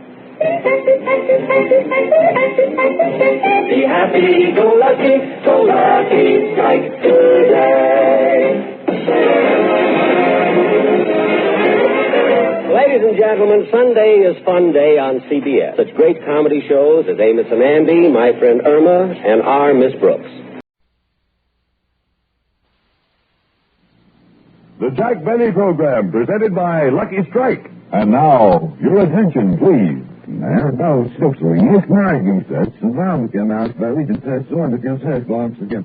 Words, promises, double talk. Phrases that add up to nothing. Yes, cigarette claims clutter the airwaves. But how many facts do you hear? Mighty few. But now, this smokescreen of double talk is swept away by facts. For the first time in cigarette history. A month after month continuing quality comparison based on tests certified to be impartial, fair, and identical proves by a wide margin Lucky Strike is the best made of the 5 principal brands of cigarettes. That's a fact. A fact verified by Foster D. Snell, Incorporated, leading laboratory consultants in New York City. They report, in our opinion, the properties measured are all important factors affecting the taste of cigarette smoke. We conclude that Lucky Strike is the best made of the 5 major brands. Yes, friends, Lucky's are made better. so round, so firm, so fully packed, so free and easy on the draw, with no annoying loose ends. A big reason why Lucky's tastes better. But never forget, to get better taste, you must start with fine tobacco. And LSMFT Lucky Strike means fine tobacco. There's no substitute for fine tobacco. Don't let anybody tell you different. And don't be misled by the smoke screen of cigarette claims. Choose your cigarette on facts. Smoke the cigarette that tops the 5 principal brands for quality. Enjoy fine, mild, good-tasting tobacco in the cigarette that's made better. The cigarette that tastes better. Lucky Strike. Try a carton today. Be happy, go Lucky Strike today.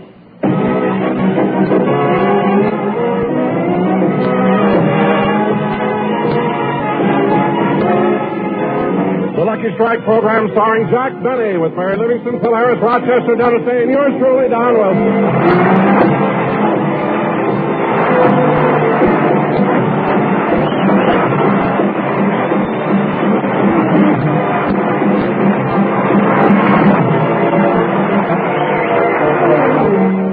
And now, ladies and gentlemen, let's go out to Jack Benny's home in Beverly Hills. It's morning, and Rochester is running the bath.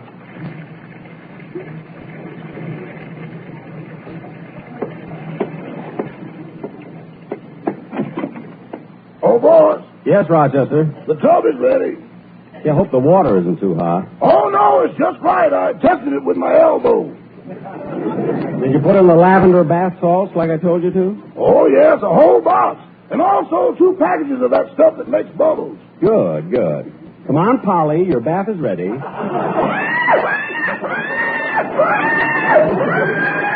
Oh, for heaven's sake, we go through this every time. Come on now, Polly, you've got to take your bath. Now, Daddy had Rochester put lavender bath salts in his. And that stuff that makes millions of bubbles. Well, what do you say?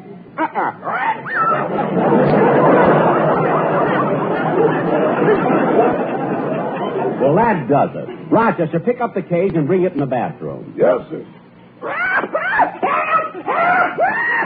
Oh, quiet!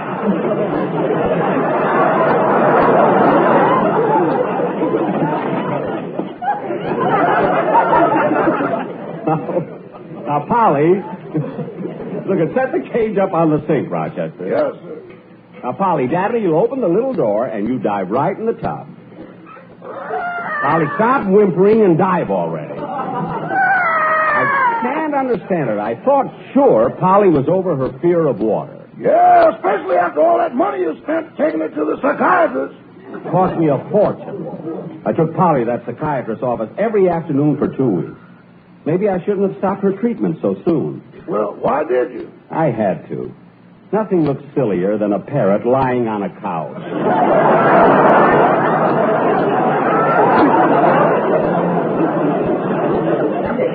Now, look, Polly, Daddy isn't angry at you. He just wants you to get... Quick, boss, open the cage. Polly wants to get into the tub. Well, what brought that about? I threw a rubber duck in the water. A rubber duck? Polly, let her in quick, boss. Let her in quick before she finds out it's a decoy. Okay, Polly, okay. Here we go. You stay here and finish bathing Polly, Rochester. I'll get the door. When you say da-da-da-da-dum, da-dee-da-da-da-dum. See, that song I wrote can't miss. Coming. Well, hello, Mr. Benny. Oh, hello, Dennis. Come on in. Mr. Benny, what took you so long to answer the door? Oh, Rochester and I were bathing Polly. She's not in the bathtub again. Why not? Last time you gave Polly a bath, you pulled the plug, she went down the drain and came out at El Segundo. Yeah, the psychiatrist said that's what gave her the fear of water. You know? Anyway, Dennis, I'm glad you dropped by because I want to get your opinion on something. Yeah, what? Well, I've been looking over my song this morning, and I thought I'd make a little change. I wanted to be perfect. Your song? Yeah, just listen to the changes I have in mind, and tell me what you think. Okay. Good. The music is right here on the... What's the matter? My song, it isn't on the piano. Every time Rochester cleans in here, I can't find anything. Now, where's my song? Did you look in the garbage disposal? Don't be funny. Are you sure your song was here this morning? I'm positive. I worked on it about an hour. I remember. It was just before I read the Sunday paper. Oh, Rochester! Yes, boss? Come here a minute. I can't find my song. Do you know where it is? No, sir. Well, think back. What did you do this morning? Well, I cooked breakfast, washed the dishes, cleaned the living room, and after you finished reading the Sunday paper, I put it back on Mr. Coleman's porch. Yes? Then I came back and helped you bathe Polly. Gee, I can't understand it. Well, I better go now. Now, wait a minute, Dennis. As long as you drop in, let's hear the song you're going to do on the program. What's it going to be? Well, it's called Never, and it's from a picture I just finished at 20th Century Fox, produced by Georgie Jessel. Oh, what's the name of it? Golden Girl. Golden Girl, eh? And you're in it. Uh-huh. What part do you play? I don't know. I haven't seen the picture yet. Dennis, just sing, will you please? Oh, okay.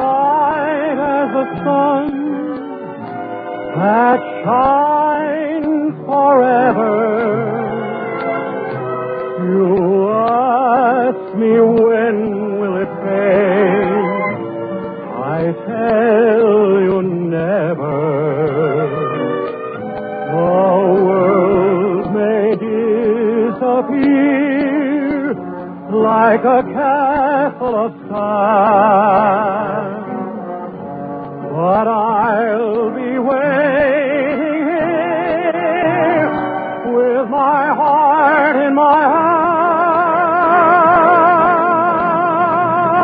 hand. My love, I love you so much, and forever. You ask me when will it die? I tell you never. You ask me when will it die? I tell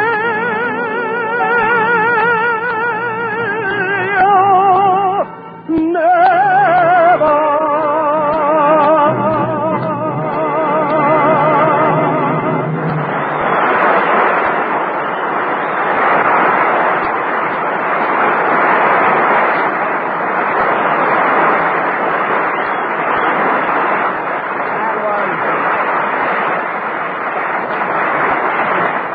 That was very good, Dennis. Excellent. In fact, your voice is getting better and better all the time. And you know, someday when you look at your paycheck, you may find a nice, substantial... Words, promises, double talk. What?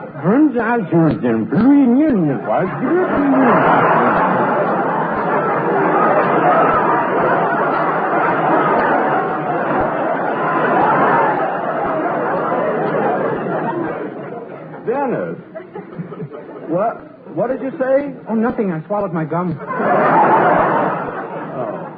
Well, Dennis, the next time Oh, Rochester! Never mind, I'll get it in the den. Hello? Hello, Mr. Benny. This is Mr. Kitsko. Oh, Mr. Kitsko.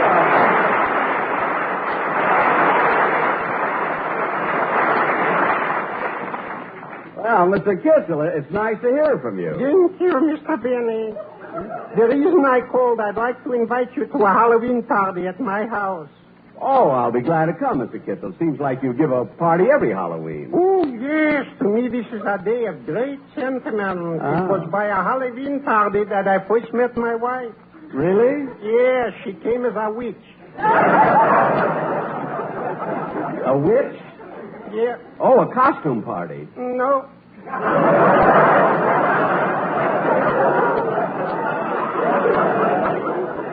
Mr. Kitzel, you mean... Unfortunately, yes. Oh. Other girls have a dowry. She had a broom. A broom?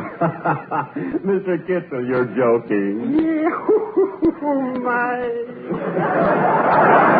Well, thanks for inviting me, Mr. Kitzel. I'll see you Wednesday night. Good, but don't come too early.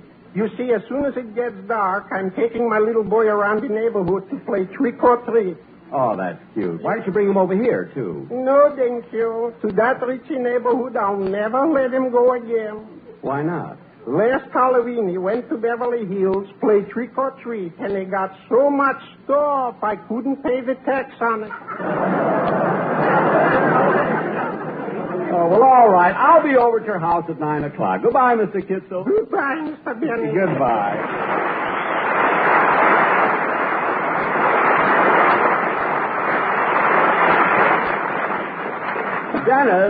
Dennis, I was just talking to...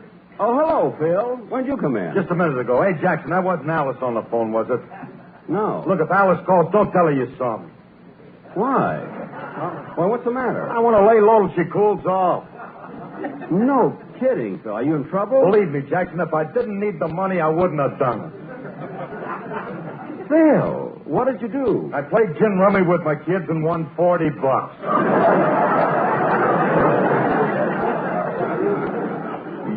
You won $40 playing gin rummy with your children? With a couple of pigeons I'm raising. Oh, for heaven's sakes. Phil, let me... Uh-oh. Hey, Jackson, if that's Alice, tell her I ain't yet been here no time today.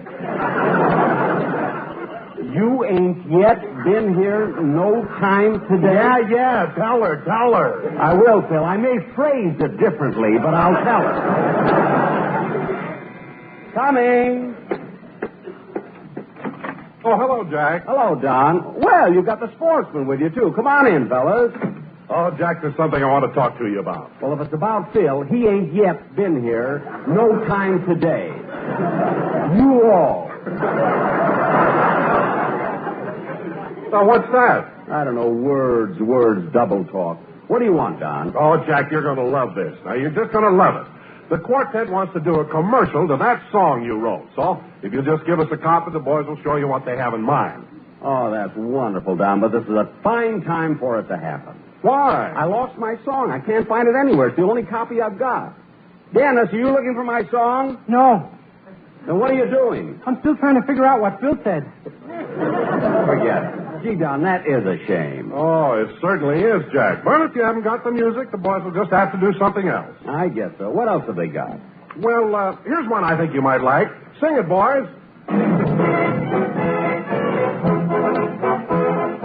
Some men plow the open plain, some men sail the brine. For I'm in love with a pretty maid, for work I have no time. I truly fair, truly fair. How I love my truly fair. There's songs to sing her, crickets to bring her, flowers for her golden hair.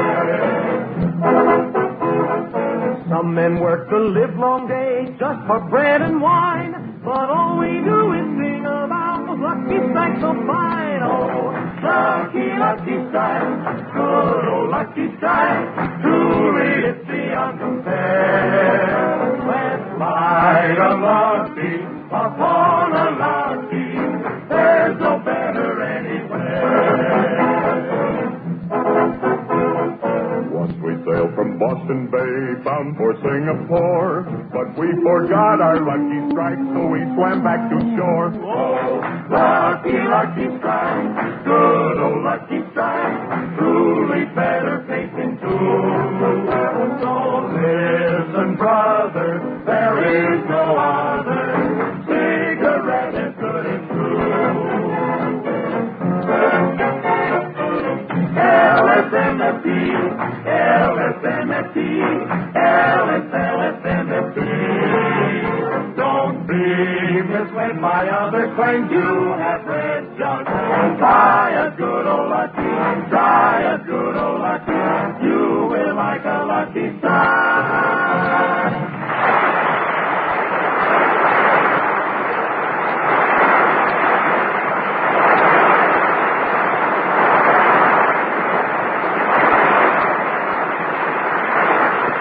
Pretty good, Don, and as soon as I find my song, I'll let you know and they can work on it. Okay, Jack. See you later. Come on, fellas.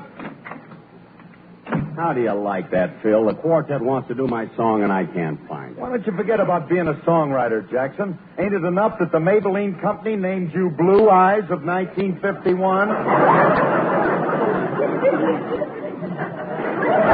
What? That's what it said in this morning's paper. Today's paper? Well, this I have to... Oh, darn it. Rochester's already put the Sunday paper back on the Coleman's porch.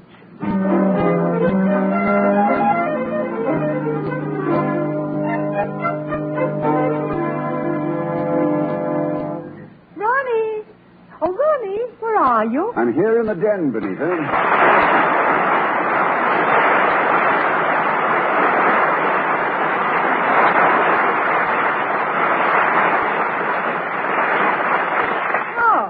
Playing a little solitaire, huh? Yes, and I've almost got it beat, too. Well, you won't finish it.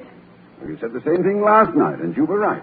How did you know? The Queen of Spades is missing.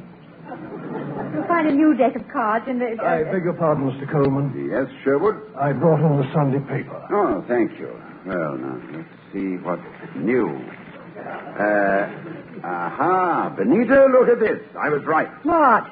You wouldn't agree with me when I predicted both these things last week. Well, I was right all the time. Well, right about what? That Churchill would be elected and Dick Tracy would find Bonnie Bread. I wonder what's in the... Hello, what's this? What's what? A sheet of music just fell out of the paper. Oh, a sheet of music? Yes, let me see. It's a song by Jack Benny. Jack Benny wrote a song? So it seems. What's the name of it? When you say I beg your pardon, then I'll come back to you.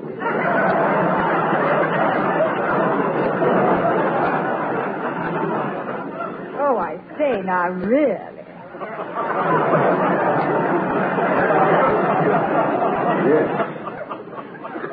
Yes, I'm afraid, really. Listen to this. When you say I beg your pardon, then I'll come back to you. When you ask me to forgive you, I'll return. Like the swallows at Cyrano, return to Capistrano, for you my heart... Ronnie? Yes? I'm not sure I heard correctly. Was that like the swallows at Cyrano, return to Capistrano? That's what he wrote. That's what the man wrote. He wrote that.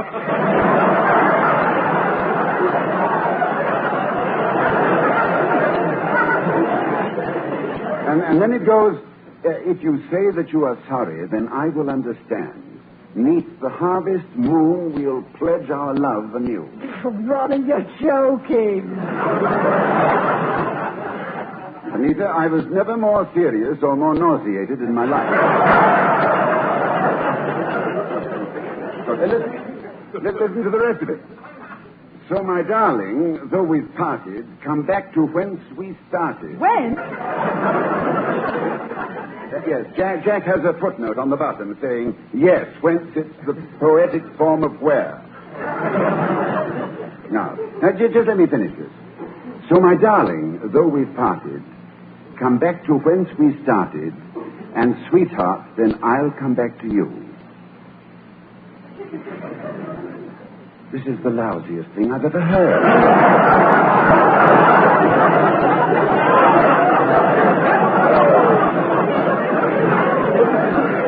Ronnie, please, do you have to use that kind of language?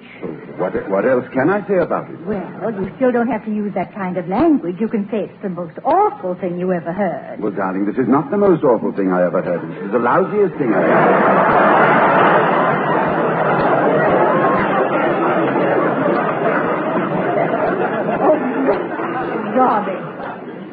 Well, imagine so, my darling, though we parted, come back to whence we started.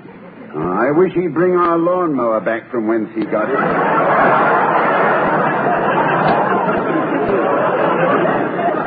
Well, that man has borrowed everything. The lawnmower, the ping-pong table, the garden hose, the vacuum cleaner. And the Queen of Spades. Oh, so that's where it went. Uh-huh. Benita, why in the name of Eli Culbertson would Benny borrow just one card? Well, it was missing from his deck, and he explained how. You see, he was doing a card trick. Dennis Day picked the Queen of Spades. Mr. Benny told him to put it where he couldn't see it. So Dennis ate it.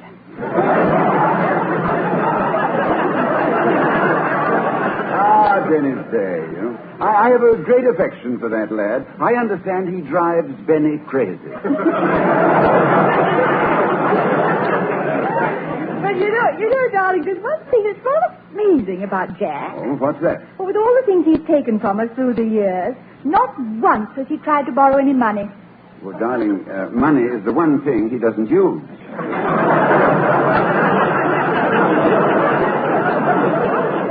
He doesn't use it? Well, what does he do with his money? Well, he gets it, counts it, caresses it, and buries it. Sometimes that Benny gets me so mad that... I beg your pardon, sir. Yes, what is it, Sherwood? If I'm not intruding, I'd like to say something about Mr. Benny's borrowing. Oh, the floor is yours. With this subject, the more the merrier. Well, do you remember in September when he gave that big party at his house and came over and borrowed me? Oh, yes, Sherwood. You never did tell us about that party. What happened? Well, it was a rather interesting experience, especially serving dinner to Dennis Day. For dessert, he insisted on pie a la mode. Imagine pie a la mode. But that's not so odd, Sherwood. Here in America, lots of people have ice cream on their pie. On chicken pot pie?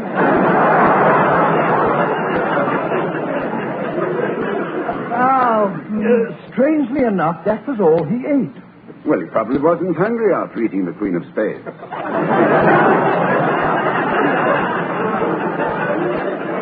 I beg your pardon, sir? Oh, it's nothing, Sherwood. What else happened at the party? Well, as the evening wore on, they played charades and 20 questions. And then about midnight, they all formed a circle around Phil Harris. Oh? What sort of game was that? No game. They were just trying to determine whether or not he was dead.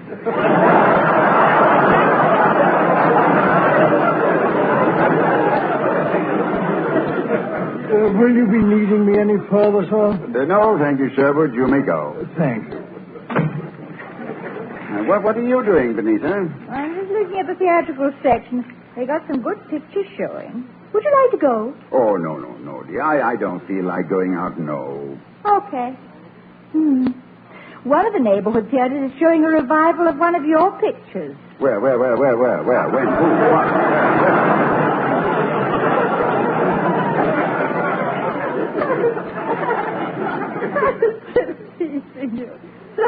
I would like to go to the movies. The theater on the corner has a double feature. All right, then let's go. Well, good. And, Ronnie, since we'll be passing Jack's house, let's return his song to him. Oh, yes. I'll get the car out. But no, let's walk to the theater. The fresh air will do us good. Yes, and it won't hurt his song any either. Come on.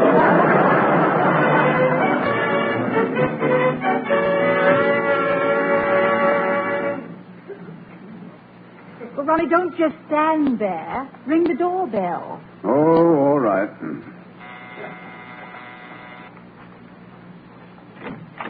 Yes, what? Ronnie, Benita, I'm so glad to see you. Come on in, come in. Jack, we didn't intend to drop in on you. Now, don't bother apologizing. Come on in, come in. No, but we only dropped by to... Stop pulling!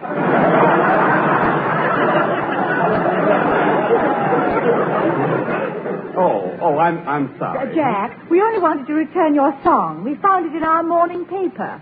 My song? So that's where it was. Thank you ever so much, Benita. I'm so glad to get it back. Why?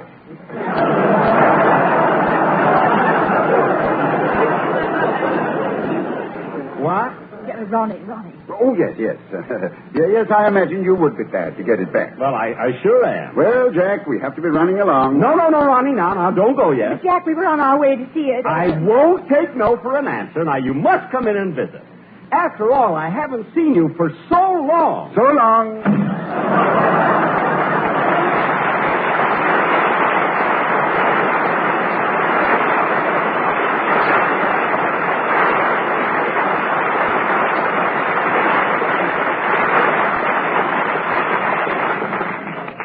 Gee, he must have thought I was saying goodbye. I hope they didn't think I was trying to get rid of them. Well, anyway, I got my song back. When you say I beg your pardon, then I'll come back to you. When you ask me to...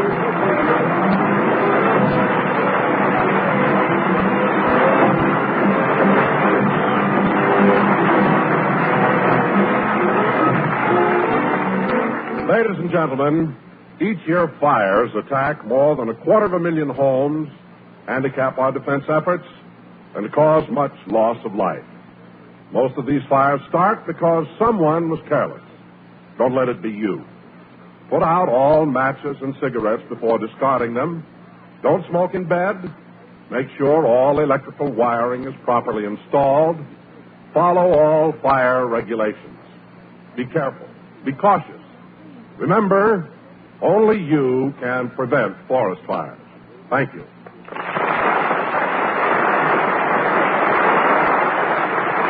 Jack will be back in just a moment, but first, Lucky's taste better. Yes, Lucky's taste better. And one big reason is they're made better. Conclusive new proof reveals that Lucky Strike is the best made of the 5 principal brands of cigarettes. This is not a claim, but a fact, verified by leading laboratory consultants.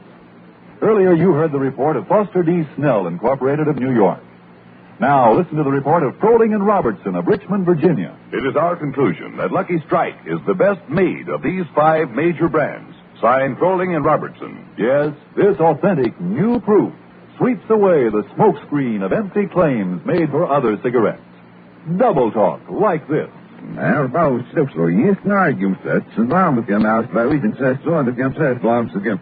Words, empty promises. Don't be misled by them. Remember the facts.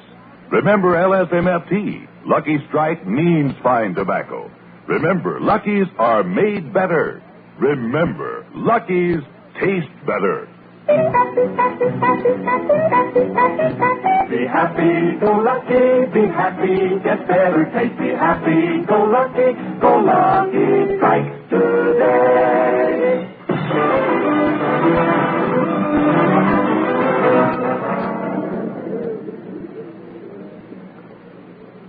Well, we're lucky, Benita. We got in at the movies just at the break. Yes, and the newsreel is just starting.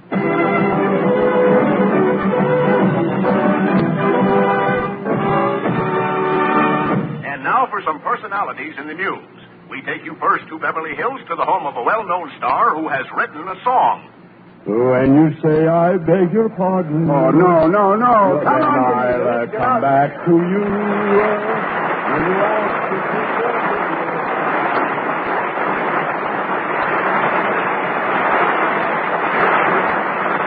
Mr. and Mrs. Ronald Coleman can be heard on their own program, The Halls of Ivy. This is John Wilson reminding you to listen to your hit parade with Guy Lombardo every Thursday night, presented by Lucky Strike.